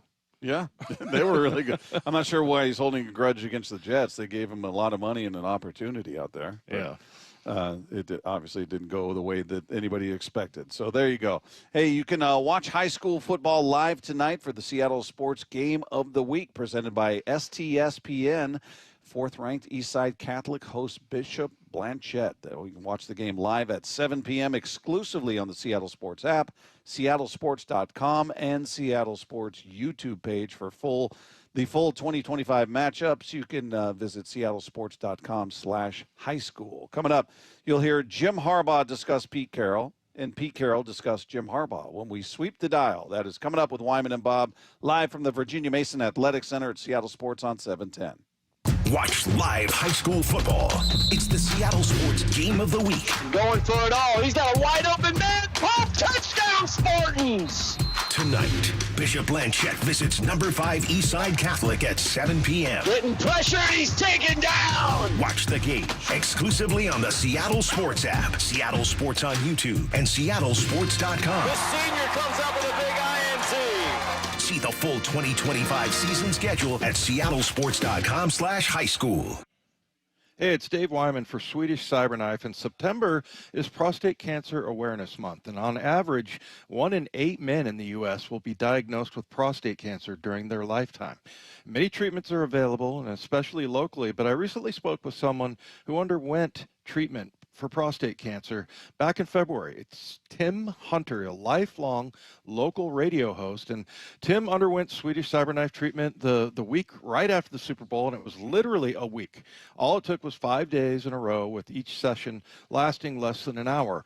And he chose Swedish Cyberknife because it was only 5 days of treatment versus several months with other treatments. And on top of that, Swedish Cyberknife had by far the least interruption to his daily life. No surgery, no catheter, and the recovery was incredibly quick.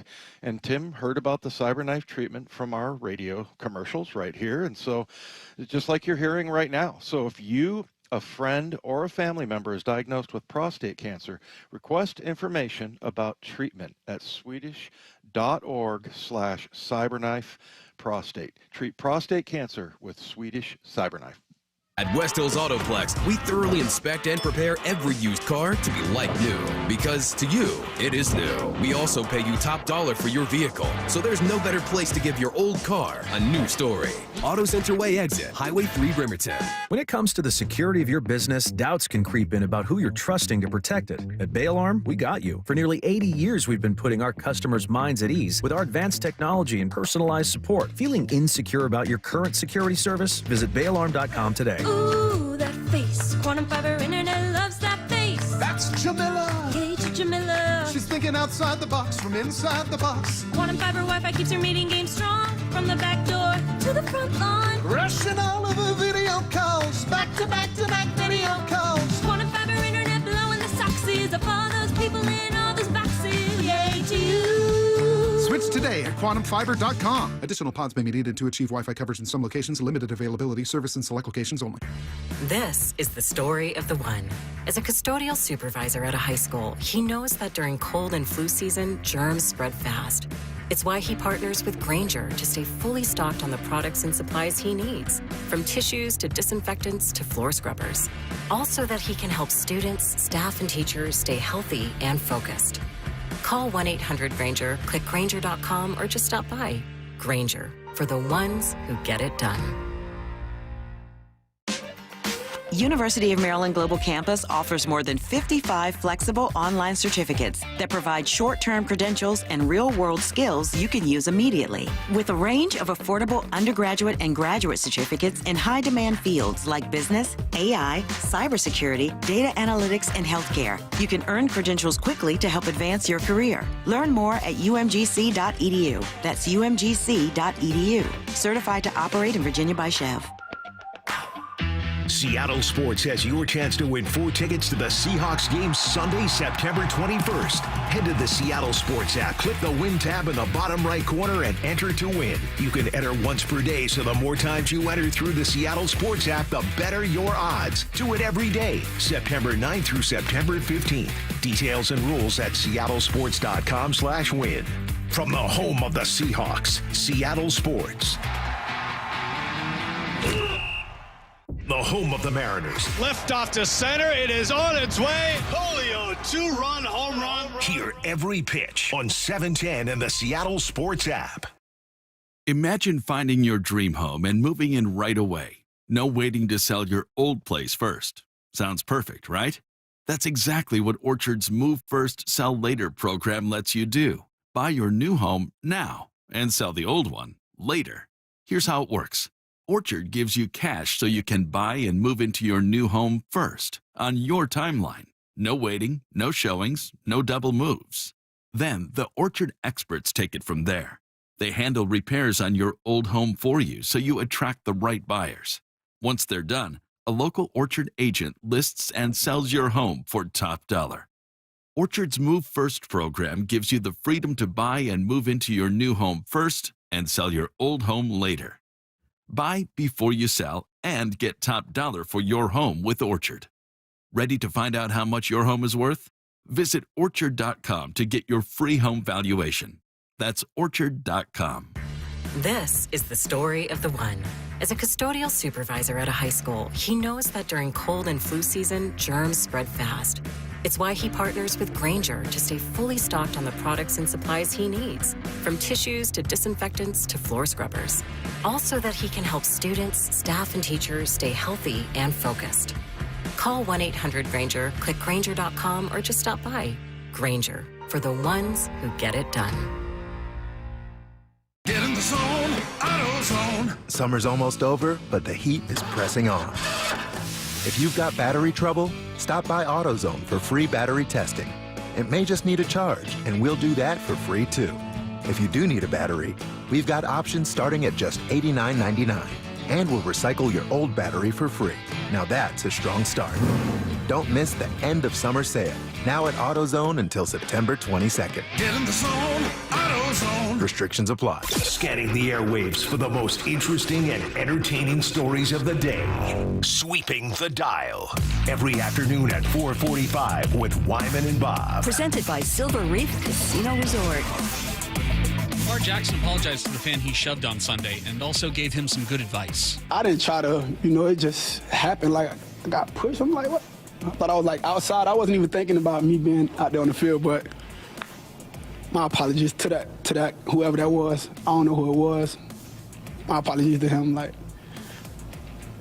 just chill next time. Just, you can talk trash and stuff, but keep your hands to yourself, man. That's all I can say. It's not WWE. We playing football out here. We don't want to. I never seen one. Don't make me look bad, y'all. Flock Nation, don't make me look bad. I never seen any one of our fans do nothing like that to an opposing team, So just keep it football. Talk trash, I know guys are gonna talk trash. I know the opposing teams are gonna talk trash. Just keep it that way, but keep your hands and keep your object to yourself. Like he tells his fans, don't make me look bad. But yeah, I mean, good on him. I guess it's the mature thing. And the NFL has said they're not going to discipline him for the incident, but I kind of would have preferred if he didn't apologize, because I don't think he did anything he needs to apologize for. Yeah, well, like you said, keep your hands to yourself. But it was funny looking at how quickly he reacted. Yeah, like it was like immediate, and that was. I just don't have any problem with him. You don't hear him very much. No, Lamar Jackson, and I like the way he talks. Yeah, that's somebody getting a little bit too familiar, but that dude was drunk as could be, right? I mean, he had to. He had it coming. Did you hear the quote in the Cal Raleigh show where Cal was talking about these drunk guys that were wearing him out? Mm-hmm. Yeah. That's got to be even worse for bullpen guys, right, than football. Oh, yeah. Well, I mean, you're right there. Yeah. And you got to listen to it the whole. You can't go anywhere. I mean, football, you're on the bench. Maybe you hear the guys behind you. You would know better than I would, but you're always moving around the field. When you're bullpen, you're trapped in there. You're not going anywhere. Yeah. One time, there was some clever stuff. I remember we had a guy named Joe Toffelmeyer, and so they started, give me a T, give me an O, and it went on for like a minute and a half. And I remember Joe was like, that's a good one. That was pretty good. They got me. Not bad. Not bad. Sweeping the dial. Jim Harbaugh gave us a pretty interesting insight into his relationship with Pete Carroll. I always think that had I ever played, for him, on one of his teams, because he was coaching when I was playing, or was on his staff once I got into coaching, I bet we would have been like really good friends. He learned a lot from him just watching him, but he's also always been on the other side. When I was a player, he was a defensive coordinator, or head coach somewhere, and then when I was coaching, we were, trying to gouge each other's eyes out. It's like in the competitive spirit of that. But yeah, it's competition at the highest level. That's what he's all about, and pretty enthusiastic too. I've noticed, which is just nothing but respect for that. Same person, same coach every day. Nothing but respect for that, and does a tremendous job. Like I said, I think we would have been probably pretty good friends. But alas, we have been on opposite sides, so I'm not on his Christmas card list. Pretty enthusiastic. What did Pete say to him when he was at USC? Was it, what's your deal? What's your deal? Yeah, I don't know about that, Jim. I'm not sure you guys would be friends. You don't seem like they're similar type of guys. He was showing some deference and some respect to him, and all of that. It's kind of funny though, but pretty enthusiastic guy. I don't know if you've gotten a chance to. Have we heard from Jay Harbaugh? Does he come up? I run into him on the sidelines, and I talk to him every once in a while, and he's not nearly as gregarious as his father. That's for sure. But Jim just seems to be unique amongst even the Harbaughs, because John Harbaugh's not like that. Right. Jim's he's a little loose, man. He's kind of free thinker. Just he's got a unique way of talking, and I love hearing him talk about Herbert, because he loves Herbert. Enamored with him. He's just, what's his name for him? Call him the Beast. I call him Beast. Do you hear that? I call him Do you hear that? You want to start calling him Beast with me? I call him Beast. I'm awesome. All right. Sweeping the dial. And here's what Pete Carroll said about his rivalry with Jim Harbaugh. What's your fondest memory of this rivalry with Jim Harbaugh? I remember Jim. No, I have no fond memories. I'm not going to go there. They're good. There's great games. They've been great games. That's all. He said that been a bunch of them. You guys in a different life could have been great teammates. When he says something like that, what is that? Well, I think that would come from the. He's seen my game, and so he would like me to help him win. If I could, and so he'd like us to play together, I guess. But one thing we would certainly see eye to eye on is about competing. He's always been a great competitor, and he's battled through so much in his playing days and his coaching days as well. So I appreciate him saying that, because I'd like to play with him too. He said that you're not on each other's Christmas, or he's not on your Christmas card list. You expect a birthday card from him then? Well, I'm surprised he would say that, because he sends me a birthday card every year. So I don't know what to tell you. I'm sure he does. Yeah. Yeah, I don't know. Did he say they'd be great teammates? I thought he said they'd be great friends. Yeah, because he was coaching when Jim was playing. I don't know. It is kind of funny. It didn't sound like Pete had as much warmth for him as Jim was expressing. Yeah. But I'm not going to tell you we have any good moments, but he's a great competitor. Jim Harbaugh was drafted the same year I was. He was a pretty high pick, wasn't he? I don't remember. I'm pretty sure. I thought he was I thought he was like a first rounder or whatever. But he's same age, everything. First round, number 26 overall. There you go. There he is. Yep. All right, coming up, practice is about to wrap up, so we'll be joined by Seahawks linebacker Drake Thomas coming up, and also we will be turning you over to the Mariners pregame show at 5:30, so stay tuned for that as we continue live from the Virginia Mason Athletic Center with Wyman and Bob at Seattle Sports on 710. One game back. Pitch on the way to Leo, not Buddy, swinging, fly ball, deep right field down the line, walked it off, Leo Rivas.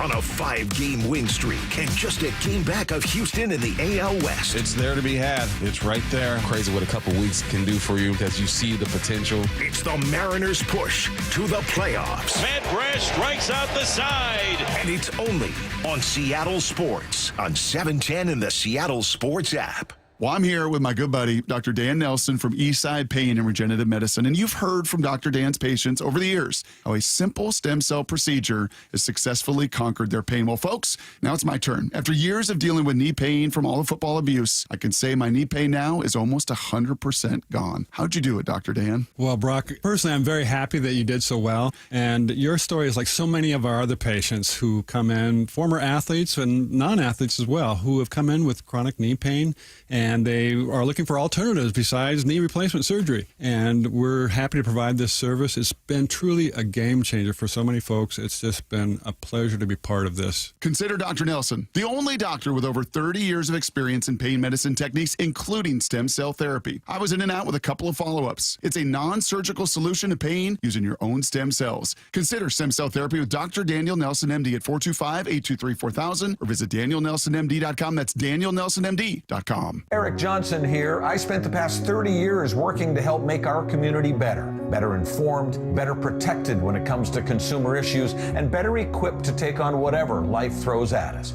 That's why I love the free Washington Accident book series from Davis Law Group. These books keep us better informed about the law, better able to protect ourselves on and off the road, and better off when all is said and done after an accident. Chris Davis didn't have to write these books. He did it because he saw a need. People who were in accidents or other legal situations didn't know what to do, what pictures to take, documents to request. Only a tiny fraction of the people who get these free books will ever become clients of Davis Law Group, but that's not the point. Chris wrote them because it was the right thing to do.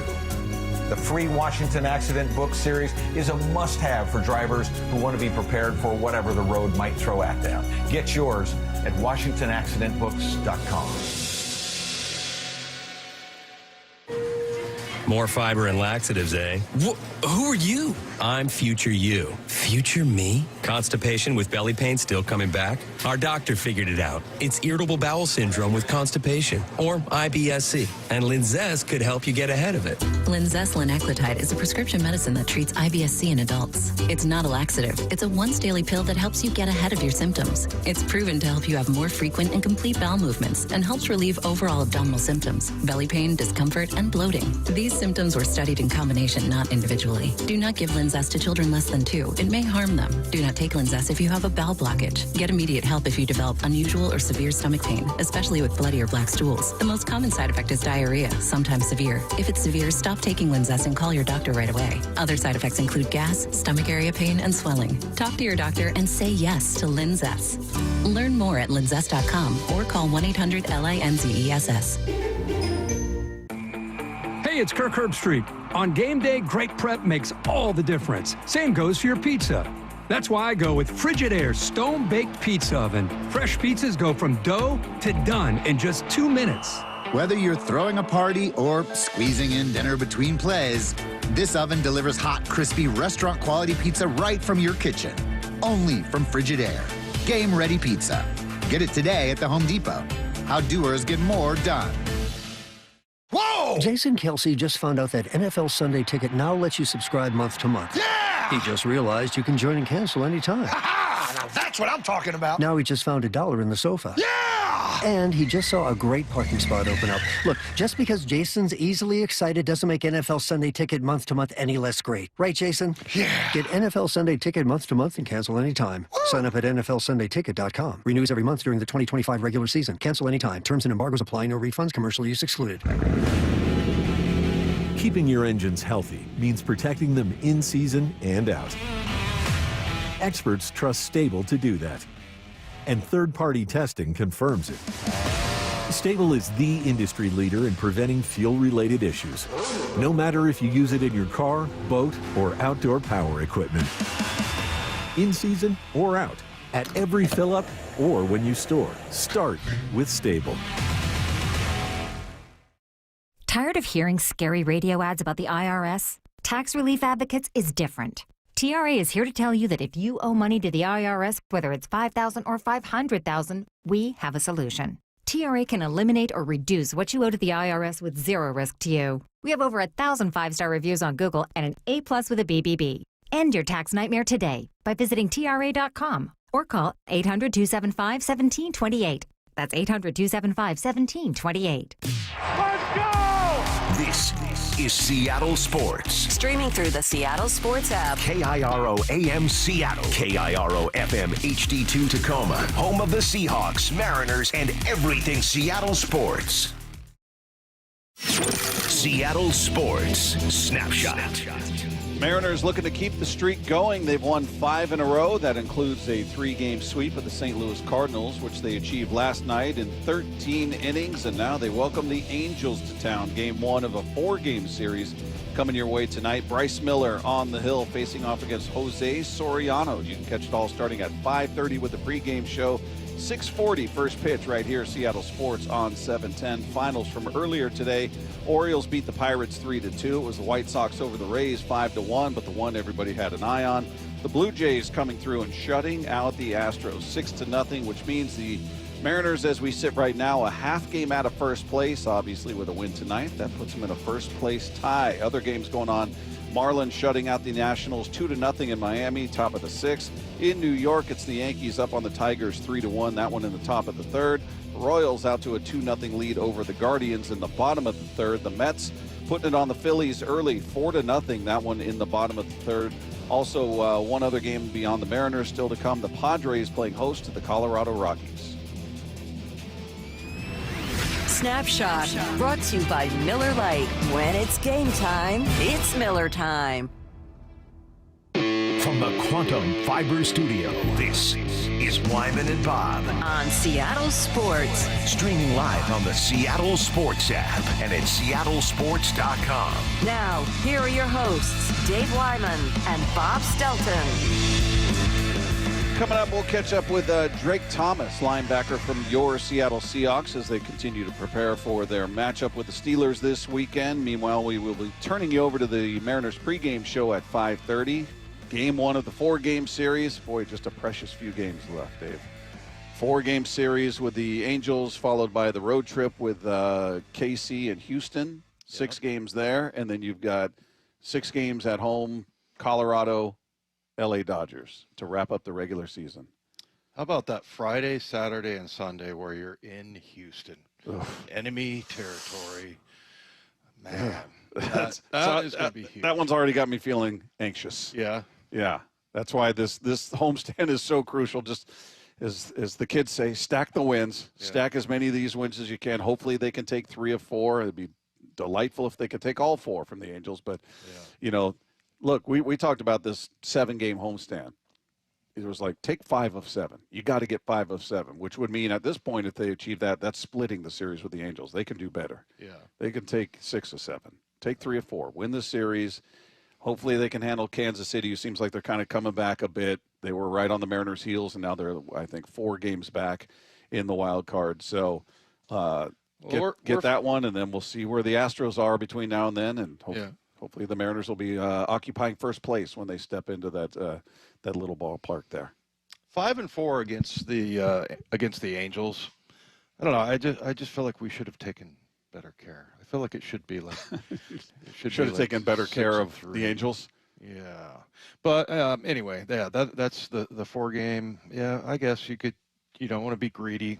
Let's just get a split there. I'm all for greedy, Dave. I'm on board with being greedy. You're for greed? Yeah, I just don't realistically. Are we expect him to win all 4 against the Angels? I mean, I'm going to realistically going. You should win the series. You're certainly capable. I don't expect a 4-game sweep. I just think that even if we were talking about the Rockies, I think it's hard to just take 4 from any team. I am, like most Mariner fans, so curious to see what happens with starting pitching. Yeah. Forward. I mean, are we going to get back to where we were and get some performances like we did last year? Or is it going to just be up and down? I mean, is Castillo fixed? What about Bryce Miller? I mean, Wu is really the only. I mean, we were last year talking about like, okay, who would be the number one, the number two, number three, and we pretty much knew, but it usually went back and forth. But this year it's just been Brian Wu. Well, even when we talked to Goldie earlier, Aaron Goldsmith, and asked him, all right, just hypothetically, who would be 3-game series in the wild card? Yeah.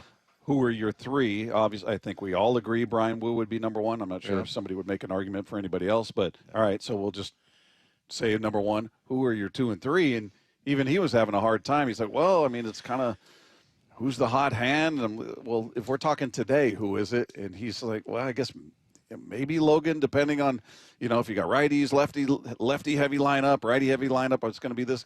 But he didn't answer beyond Logan. And that was kind of I wouldn't say he was real passionate about that answer. Yeah. So, I mean, that's kind of where we're at, where it's Wu and 4 other guys that have proven each of them have shown they're extremely capable. They've shown it this year, even in a disjointed year for 3 of them, hitting the injured list the way they have. But I can't go, well, Castillo's fixed. He went six innings and gave up 1 run in his last start. All right, well, what did he do the 7 starts before that? Do you want me to tell you? Yeah, he had one. he had one no, good he had start. One quality start. Yeah, the one against Tampa Bay with 7 innings and 2 earned runs. But other than that, 5 innings, 4 innings, 4 innings, 4 innings. Yeah, it was. We were like sitting there going, okay, is this it for him? He's what would I say? He's 32 years old. Hopefully that's, we were going. Hope this isn't the end for him because it has to stop somewhere. Is this it? And then he comes back and has that performance that he had last time. So, yeah. Yeah, I mean, he's quality star. He's capable. he's done it. He's been, earlier in the year we were talking about your 2 best pitchers have been Wu and Castillo. Mm-hmm. And then that obviously changed in the month of August for him. And now it's a weird way to talk about this rotation as a Mariner fan, because we're just, as we talked about earlier, so conditioned to leaning on the pitching and taking pride in the pitching. And it's, again, the envy of Major League Baseball, that rotation and all of the numbers they achieved last year, blah, blah, blah. And now we're in this weird spot of going, I feel like they're winning in spite of their rotation. Yeah. That, not to, Logan last night, he didn't bury him. He didn't let the game get out of hand, but he didn't give him length either. He didn't even give you 5 innings. So, that's the upside. He didn't bury you, gave up just 1 run. The downside, it went extra innings, and the bullpen had to cover 8 1/3. So tonight, I hope Bryce, can give him some length, because the bullpen's been used up in that Cardinal series. You swept, which was the goal, but in the meantime, your bullpen, I've got to imagine, is fairly tired. Yeah, but it's nice having like Hancock available for that. And I remember Charlie Furbush was talking at one point that possibly putting Bryce Miller, and if you get in the playoff in that scenario, in the bullpen. But it's kind of interesting too. I was just thinking about Castillo. I wouldn't say he's laid back, but like he's not very demonstrative. You can't, he's very consistent and like just a solemn look on his face constantly. And then you got Bryce Miller, who's kind of the same way, kind of laid back. And then you got the 3 other guys that are a much more emotional. They'll show their emotion. Yeah, and I got to say that I feel like Wu has surpassed Kirby in that regard. Furious George. Yeah. I think he's the angriest. He's intense out and there. And therefore, my favorite. Yeah. The angrier, the more appealing to you. Yes, that's exactly right. Yeah, Luis is, I don't know that I've ever seen him agitated. Yeah. I mean, you see when he's excited, he strikes people out, he does the fist pump, but that's but about as animated as he gets. And, he's not out there yelling and flexing, like we saw Naylor the other night when he hit the home run and fired the bat at the dugout and hurt somebody. Yeah. It was just I haven't seen that. Not that he needs to be that. It probably helps him to be even keeled and he doesn't take losses too hard. He doesn't get too high with wins. Luis is very stoic in that sense, and I think it has served him, and hopefully that last start is a sign of things to come. That's what I think about any of these guys. Yeah, I was more certain about Logan going into last night only because his previous 3 starts were all quality starts. Yeah. So I'm like, okay, he's found his rhythm. And then the efficiency wasn't there last night. Had a lot of 8 strikeouts, just 1 walk, but 95 pitches through 4 1/3. That was rough. Yeah. And then of course you go extra innings that night. Right. So yeah, I've just enjoyed watching the different ways that they've been winning games. Yeah. And, and the only downside, again, we talked about it at the outset of the show, or when we started the show, is that you're wearing out your bullpen a little bit. Yeah. But getting, those kinds of, you got so many choices, Bob. There's so many activities. But I love that. I love watching the base running. I love watching the defense. That was a display last night. The bullpen and the defense last night should not be undersold. Gino making multiple great plays, JP making multiple great plays, Naylor making really fantastic pick at first base, and another snag of a JP throw that was kind of wide left of him or wide right of him, and keeping his foot. He's very flexible too. Yeah, getting out there doing the splits almost, but he made a lot of play. That whole infield was stellar last night. And they're all great, but I gotta say, I just love watching JP. JP is so smooth, and he just makes it look easy. But I'll tell you what, so does Naylor, and especially some of the picks that he makes. Boy, that short hop was a tough one. That's got to be. Because there was some steam on it, and it was really a short hop. I'm guessing if JP had his to do over again, he'd bounce it a little sooner. It was a legit, very short hop. But Naylor doesn't. I feel like he likes the challenge. Yeah. Like he would rather have a short hop than like one directly. That's boring, right?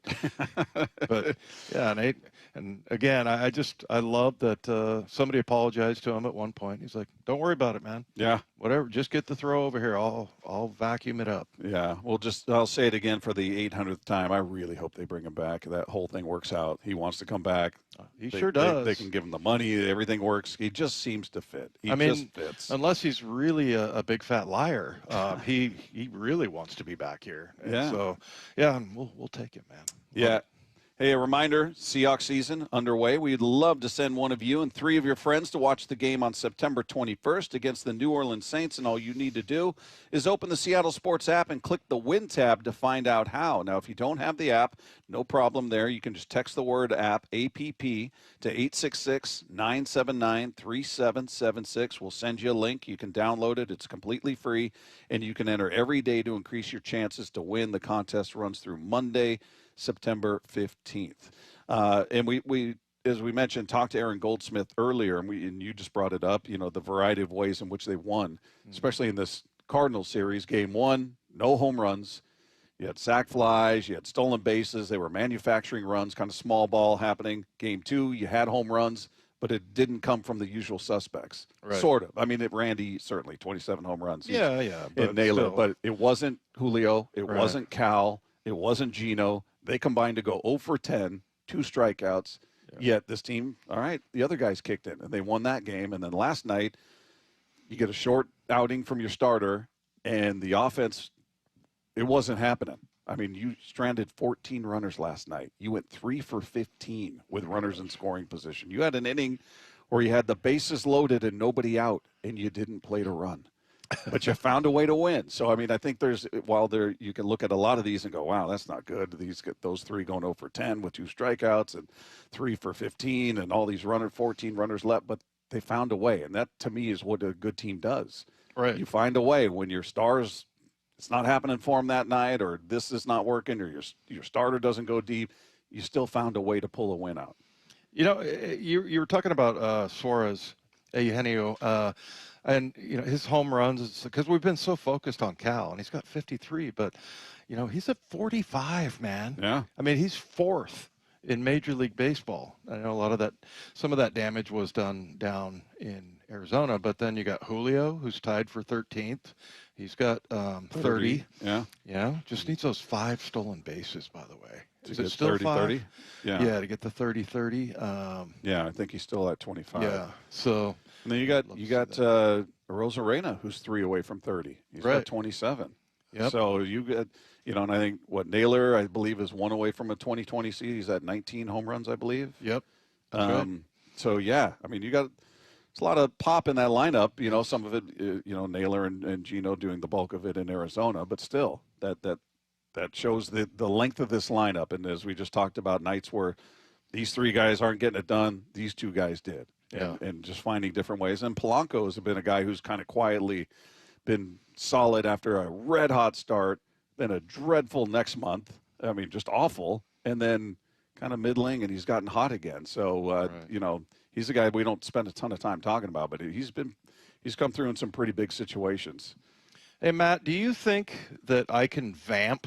I mean, when you look at me, do you go, there's a guy that can vamp? No. Okay. Well, why'd you write it on the show sheet then? Quite frank, well, that was more for Bob, as the lead host and someone who has the ability to vamp.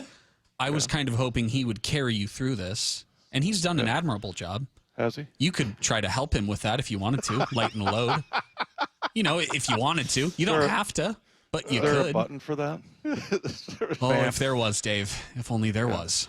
You think Matt's back there going, don't worry, Dave will be able to vamp. Yeah. Yeah, don't worry. Dave is going to be able to get us through this smooth sailing. We're good. Yeah, I'll tell you what.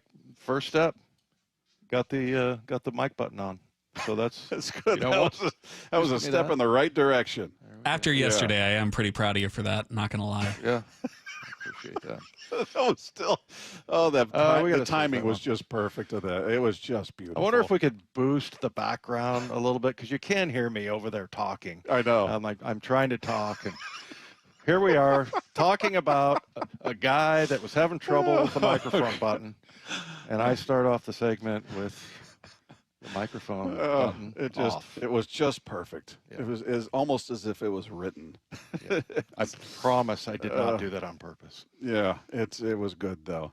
Text line is there for you. We're waiting for Drake Thomas is scheduled to join us, but we will have to turn you over to the Mariners pregame show here coming up. So this could be a tight turnaround here. So just for a programming note there, the text line is there for you at 866-979-3776. Let's see, the 425 asking, why is 6 innings a quality start? Nolan Ryan probably thinks these guys are weak. That's a fair point. I mean, you talk about the number of innings guys would throw, back in the day, and the demand put on a starting pitcher was completely different. We're in the era of specialists. Why is 6 a quality start? I'm not sure who developed that stat to say, okay, 6 innings and 3 runs or less equates to a quality start. Where that originated, I don't know. Sorry. Yeah, maybe it was just based on numbers of like you get to, or win probability. I don't know. It's kind of interesting, but yeah, but like he also asked how many complete. Oh, this is the person that was taking shots at me earlier. Oh, good. Oh yeah, yeah. Goodness. Forget them. Yeah, well, see how nice I am. They took shots at me, and I'm still answering the questions. Are you sure it wasn't on a Friday? Maybe. No, it's today. Yeah, it's today. Okay. Something about me talking like I've been a professional athlete, but we all know he is not. I don't know. I'm sure how I was talking about being a professional athlete, but whatever. Well, the professional athletes on this show don't know how to talk, so but have somebody. But yeah, quality. I mean. When that started, 6 innings, 3 runs, I don't know. I'm sure it's probably there on the Google. But that's just kind of the standard we go by these days. We're in the era of specialists, right? We're in the lefty specialist, the righty, we're bringing in this. Oh, we got these guys coming up in the lineup. Okay, we're going to bring this guy in to face these 3. And it was worse before they had the rules that are in place now, because you could bring in the guy for one hitter. Oh, they got the big bopper lefty coming in. All right, we're going to bring our lefty in just to face him. All right, he got that job done. We're going to take him out, bring in the righty, and that's all part of shortening the game. But as far as the durability or what you're asking of a starting pitcher, it's completely different than the Nolan Ryan days. You look at the number of complete games that, Nolan Ryan and Steve Carlton and those guys were throwing back then. Nobody does that now. It's a rarity that we see it. It's almost like a no-hitter now when you see somebody, so-and-so threw a complete game. Like, that's news. That wasn't news back then. That was just, that's their job. That's what you do. Yeah. And it's a rarity that happens these days. So it's where we're at. And if a guy can give you 6, you feel like they did their job. Give you 6 and 3 or less, we're feeling like, hey, well done. Right. Because as we've seen, it doesn't happen that often. Even that, we're hoping Logan can give us 6. We're hoping Bryce Miller would, give us something close to 6 tonight. That would be amazing. Yeah. Give this bullpen a break because they've what did we say, 18? I think it was 18 and a third innings they pitched in this Cardinals series. Not a single earned run. Yeah, a lot of them last night. Yeah, 8 and a third last night. Right. But yeah, it's a different time. But I think we got Drake coming in. Yeah. Yeah. Come on in, Drake. We got a couple of minutes here. What's up, man? Yeah, we got to get out at 23 there. So anyway, but good to have you on the show. Yeah, appreciate you guys having me. Yeah. Well, what was your reaction after looking at the film of Game 1? I know there's not a ton to go on, but give me your assessment of how you feel like the team played. I think the main thing is that there's so many things in the areas that we can get better. Big focus for us this week is just improving on those, getting those things corrected, and then building on top of that. Hey, that was a pretty cool adjustment that Ernest made. It looked like in the first drive of the game, he kind of bit up a little bit on McCaffrey and the ball went over his head. Then he comes back in the third quarter, gets a lot of depth, picks that pass off. I loved seeing that. And what have you sort of learned from Ernest Jones? EJ's just a dog, honestly. Like, he's just a football player. He's going to find his way around the ball.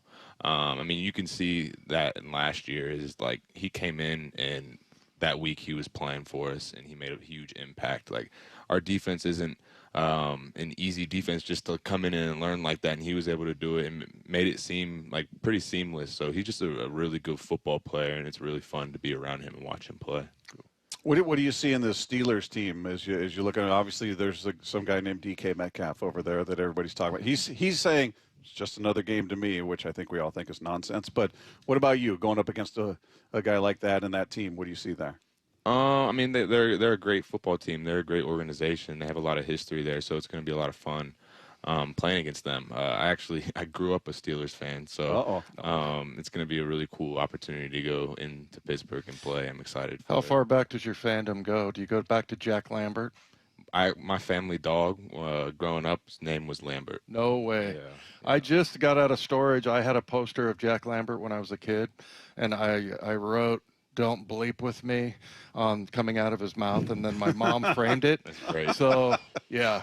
I mean, everybody was, I guess, a Steelers fan back then. But yeah, they had a lot of great players, a lot of good history there for sure. I like that you named your dog after Jack Lambert. Yeah. That's awesome. Yeah, so that was your team growing up. So does this take on extra meaning for you? Is there a different urgency to it at all? Not necessarily. I mean, I feel like just treating every day the same and being where you are in your process, wherever that is, each day is just the most important thing. You don't change for the situation or circumstance. You just keep doing everything the same way you always do it, and you have faith and you rely on your process, and that's what's going to kind of carry you over. But I mean, they were playing some clips in the team meeting, of the stadium and stuff, and it was pretty cool to see, and realizing that I'm about to go play in that stadium.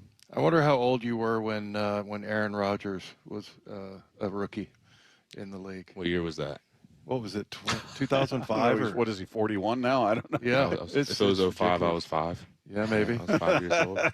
It's kind of cool, though, like playing against a guy like that, right? Yeah, but well, we're getting on. Yeah. Getting near the clock here. Man. We got to hard out here, but we appreciate you stopping by, man, and we wish you nothing but the best this weekend. Yeah, thank you guys for having me. I appreciate that. There you go. There's Drake Thomas of your Seattle Seahawks getting set for the Steelers this week. Meanwhile, the Mariners are hosting the Angels tonight, and the T-Mobile Park roof will be open. Very nice night out once again. And Mariners Roof Report brought to you by State Roofing and Exteriors. So you got the Mariners, you got the Angels. Game 1 of a 4-game series coming your way tonight. Bryce Miller on the hill against Jose Soriano. Thanks, Drake. So we got they just get 3 of these. Take 3 of 4. Take 3 of 4. Let's get it started tonight with Bryce Miller. All right, that does it for us. Want to thank our guests today, Drake Thomas and Aaron Goldsmith, for joining us on the program. If you missed any part of today's show, or any day for that matter, head to seattlesports.com, click the podcast tab, scroll down to our picture and click on that, and anything you missed is waiting for you right there. We're going to be back tomorrow right here with Wyman and Bob, Seattle Sports on 710. Hawks Live. Presented by the Dining District at the Bellevue Collection. Tonight from 7 to 9 p.m. Live from Bellevue Square's center court. Come on by and join hosts Michael Bumpus and Paul Moyer with this week's guest, Seahawks rookie receiver Torrey Horton. This should be fun. Hawks Live. Tonight from 7 to 9 p.m. Exclusively on the home of the Seahawks. Seattle Sports on 710 and the Seattle Sports app. Need a break from everything? Escape to a place where anything is possible and the fun never stops. At Silver Reef Casino Resort, you'll discover world-class dining, championship caliber golf, a full sports book and bar, over 1,000 top-rated slots and table games, and so much more. Come join the fun and see why we've been consistently rated one of the region's top destinations. Visit silverreefcasino.com to book your stay and discover all the exciting events and promotions we have in store for you. Silver Reef Casino Resort, located off I-5, exit 260. Your new beginning starts now. D.R. Horton has new construction homes available throughout the greater Seattle area. With spacious floor plans, flexible living spaces, and home technology packages, you can enjoy more cozy moments and sweet memories in your beautiful new home. With new home communities opening throughout the Seattle area, D.R. Horton has the ideal home for you. Visit drhorton.com to learn more. D.R. Horton, America's builder. An equal housing opportunity builder. Dave Wyman here, and since I stopped playing football, we've been fortunate to live in the same house for over 20 years. That type of longevity is a good thing, except 20 years in the same house means a lot of things start to break. Most recently, it's our windows. Virtually every seal has broken, and that's why I reached out to Harley Exteriors. They're local, they're huge fans of our teams, and big listeners to the station. Better yet, they have the best product. Olympic Series windows offered exclusively through Harley Exteriors are manufactured in Washington, designed for Pacific Northwest homes and climate. That means cooler in the summer and warmer in the winter. To celebrate the start of football season, the guys at Harley Exteriors are offering no interest and no payments for an entire year. Also, buy one window and get the second one 40% off. And take another $200 off your entire project. Call 833-HARLEY. That's 833-HARLEY. Or go to harleyexteriors.com. If you've been considering upgrading your siding, now is the perfect time. Hi, I'm Justin Shirley, CEO of State Roofing and Exteriors. In the Pacific Northwest, moisture is the enemy. Old failing siding leads to hidden water damage, rot, and mold. State Roofing and Exteriors is a James Hardy preferred contractor with over 55 years of siding expertise. Call 866-ROOF-ROOF or visit stateroofing.com to schedule your siding inspection today. State Roofing and Exteriors, held to a higher standard since 1968. State Roofing, the best roof you'll ever need. Hundreds of vehicles on the ground, 8 dealerships, 14 brands, all in one location. Visit West Hills Autoplex. We have more brands in one location than anywhere else in Washington State, import or domestic, new or pre-owned. We make finding your perfect vehicle easy, and that means a remarkable car buying experience for you. Skip the hassle with West Hills' streamlined buying experience and feel confident buying from your neighborhood family-owned dealerships. West Hills Autoplex, Auto Centerway exit, Highway 3, Bremerton. Bonneville International radio station contests are open to participants 18 years of age or older that are residents of Washington State unless otherwise specified. Employees or agents of the station, Bonneville International Corporation, other area radio stations, or any entity associated with the contests are not eligible to win unless the station otherwise specifies at its own discretion. Persons who have won in the last 60 days from a station contest or event may not be eligible. Full general contest rules are available on seattlesports.com or in person at the station during regular business hours. The home of the Mariners. One hopper snared at short. On a quick hop by J.P. Crawford. That guy's a magician over there at shortstop. Seattle Sports. Download the Seattle Sports app.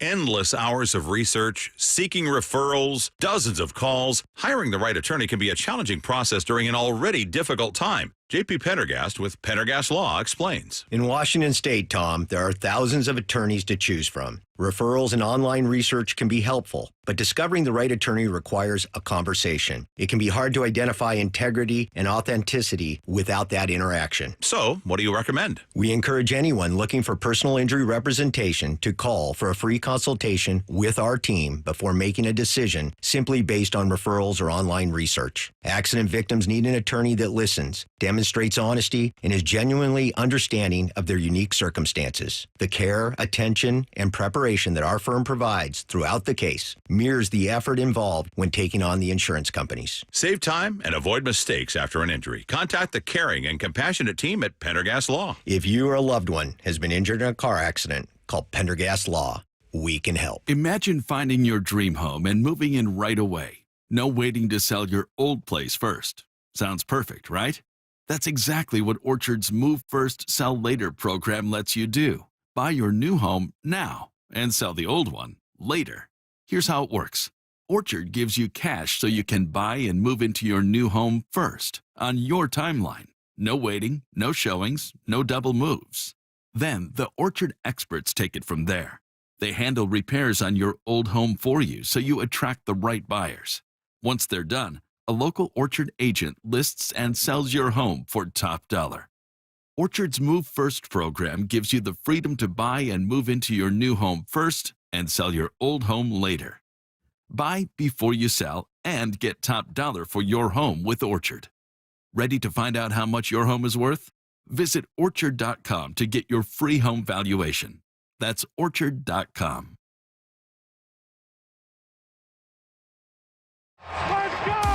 This is Seattle Sports. Streaming through the Seattle Sports app. KIRO AM Seattle. KIRO